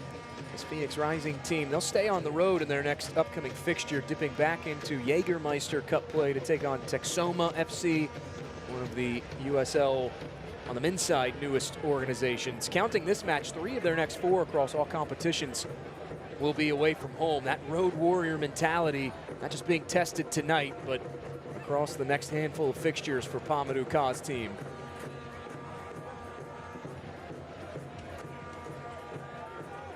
Aveyevu rolled up ahead. Here's Sacco. Sacco turns. Now Sacco batted away. The rebound falls. Aveyevu. Dennis's shot is blocked. It was much better. It was extended possession there in the attacking third. They weren't rushing, and now they've got to look in counter-attacking defensive transition like that more. To generate offense, this lifted up ahead. Sacco settles, and Charleston will clear it away. When you just get something a little different from Sacco being centrally instead of Formella. Formella comes back more as a midfielder, creating an overload centrally, and I think that's what allowed the wide spaces to be more efficient in the first half because he drew attention. Now you've got Sacco, who really dangerous in the 1v1. They're looking to play more direct into him. Sacco again on it. Tries to work it ahead. Now whips this ball forward. There's a whistle from Luis Diego Arroyo. And now Phoenix will make another change as Cyrus Kowal, the 16-year-old Arizona native, will trot on. You know your youth development and academy structure are strong when you can trade a 16-year-old out for an 18-year-old, yes, and vice versa. That is one area that Phoenix Rising have been very committed to as an organization, of developing that next layer, that next level of talent. There's a Singay battling there with Jennings trying to win it back, and does.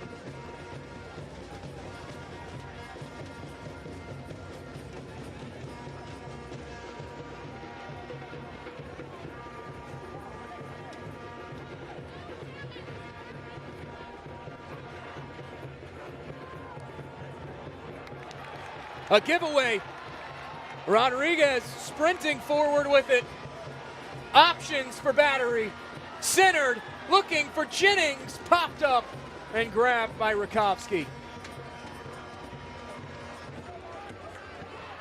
As good as Charleston Battery have been this evening with the 3 goals, 2 of which coming from Rodriguez, because of some frantic moments at the back, you have to feel like Ben Pierman's team might walk away from this match and say, we could have more goals than what we scored this evening. I think if it stays 3-1, they'll be happy to get 3 points and go, let's not waste all our goals. But you do think about that as a coach. Like, what if that was our only chance in a 0-0 game? We have to be able to put those away. So you use it as a motivator to continue to keep your guys hungry and make sure that they're staying efficient in their training and prepping for the next opposition. Avayevu gives it up, now racing ahead again. Booted toward goal! It's in!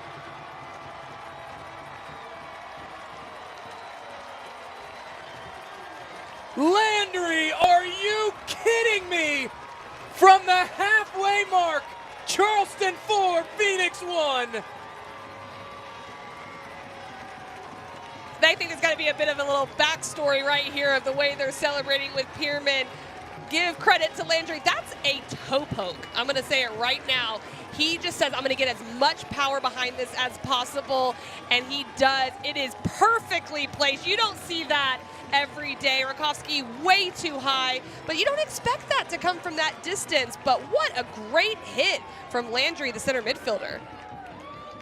I know there's still a social media vote to go around, but I think there is your goal of the week in USL Championship. How often do you see a goal from behind the midway stripe? Well, I think the way in which he struck it as well, he was being closed down, so he didn't have another option. He couldn't really wind up any more than that to hit it, and he generated so much power. And to have the accuracy with it, that's something you don't see all the time. Charleston Battery making the substitution. Johnny Klein comes on. Substitution for the Battery brought to you by Publix, the place for game day subs and all your tailgating needs, Publix.com. And Myers comes off.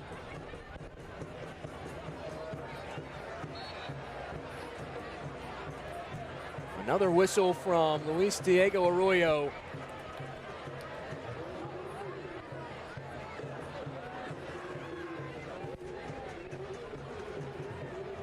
Phoenix Rising with a free kick late in this second half. They've struggled to find an answer for this high-flying Charleston Battery offense in half 2. Dennis curls it in. It's headed away.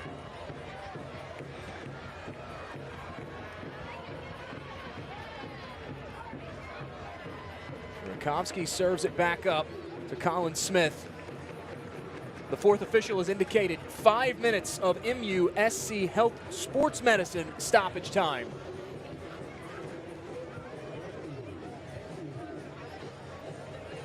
Quaisho trying to knife his way in, and Landry doing it both offensively and defensively as Quaisho puts an arm in the back of Landry and takes him down.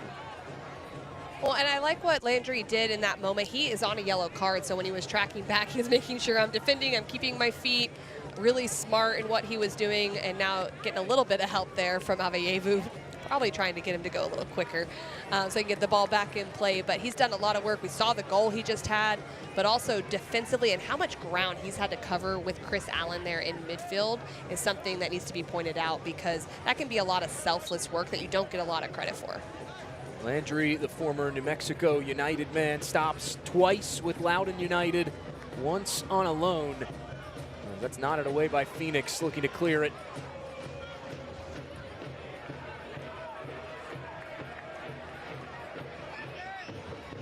Ben Pierman looking for a response, not just in a score line, but the way his team attacks and plays after that midweek loss against Miami FC. And safe to say, Pierman and his coaching staff They found that response they're looking for. A clinical performance this evening for Charleston Battery. Apanonu leading the charge for Charleston. Apanonu goes over the bar.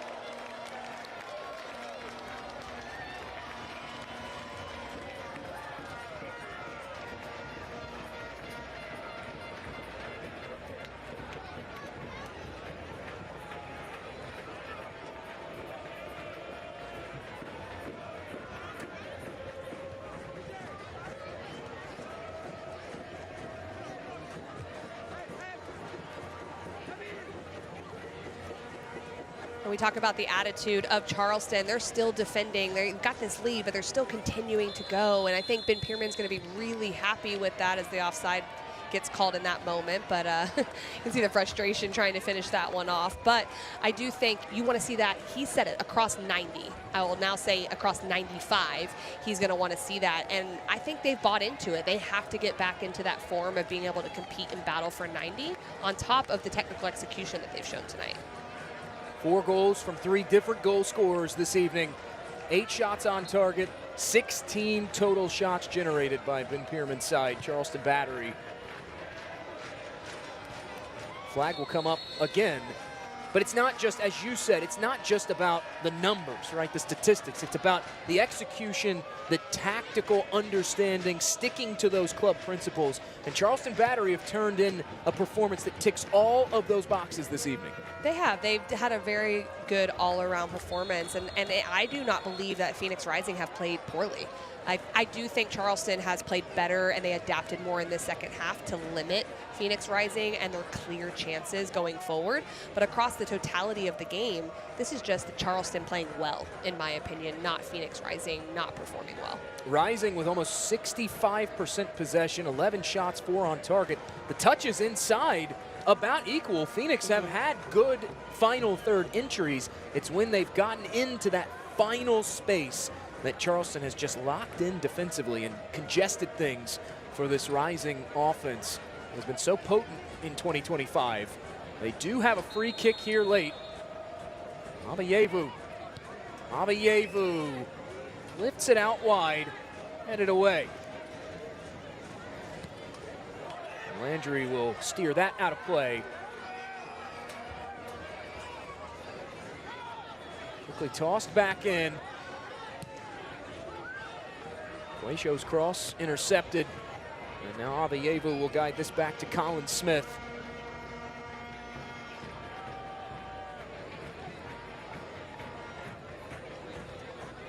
Abayevu back ahead as Johnson will run this down. Quaysho. Emmers. Skeers funnels it back to Quaysho. This cross whipped back post. Been overhit by Quaysho, but stays in. The whistle sounds from Luis Diego Arroyo. It's all final at Patriot Point Park. Ben Pierman's bunch back in the win column. The most wins in USL Championship. And atop the table they find themselves in the East.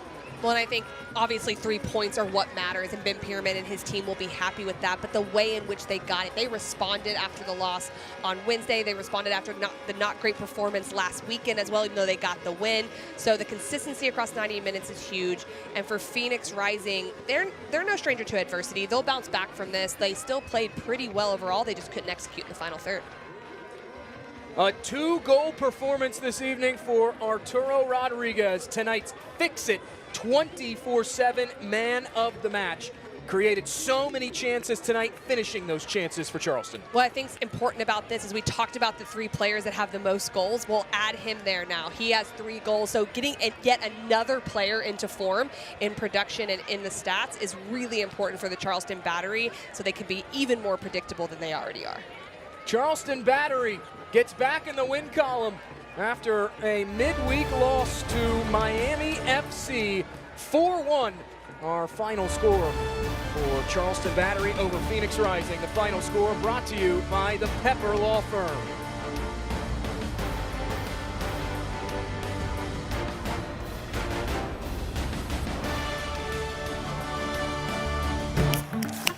What do you want? What's that really good non-alcoholic beer I keep hearing about? Do you have that really great non-alcoholic beer that I keep seeing?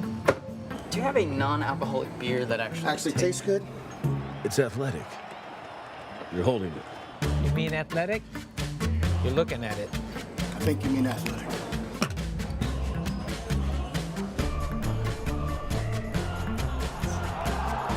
It's athletic. Ask for it. NRDNASC is a genomic screening research program. If we can identify a specific genetic factor that's involved, we can intensify the screening with an effort to prevent cancer and heart disease. The NRDNA project is really a unique opportunity for individuals across the state to participate in genetic testing. That's another way to help provide data and research so we can learn more about the underlying causes of certain health conditions.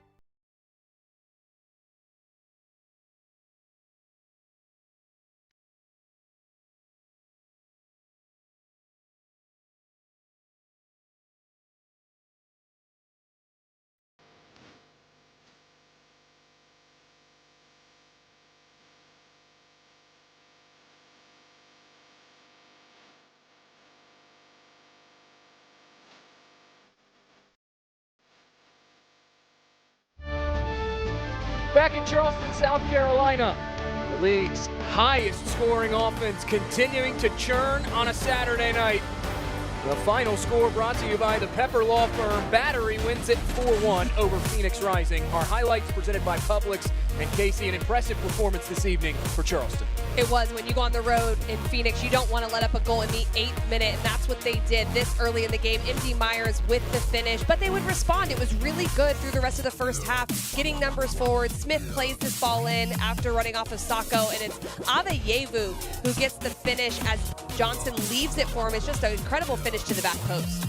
Phoenix making their presence felt in that first half. The Charleston Battery would have an answer every time Phoenix would throw something their way. And this is right before half. You don't want to concede here. It's a great finish from Rodriguez. 2-3 runs above the ball. Torres was the distributor all game. His technique to find runners was exquisite. Rodriguez with a great finish. And then in the 77th minute, Cal Jennings had come into the game, made an incredible impact. MD Myers gets a touch on the ball, and Rodriguez again for the second goal of the game for him.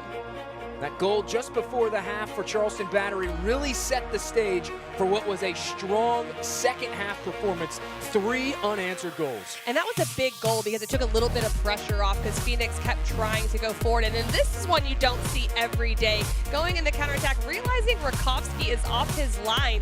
Landry, your holding midfielder from beyond midfield, gets the 4th goal of the game.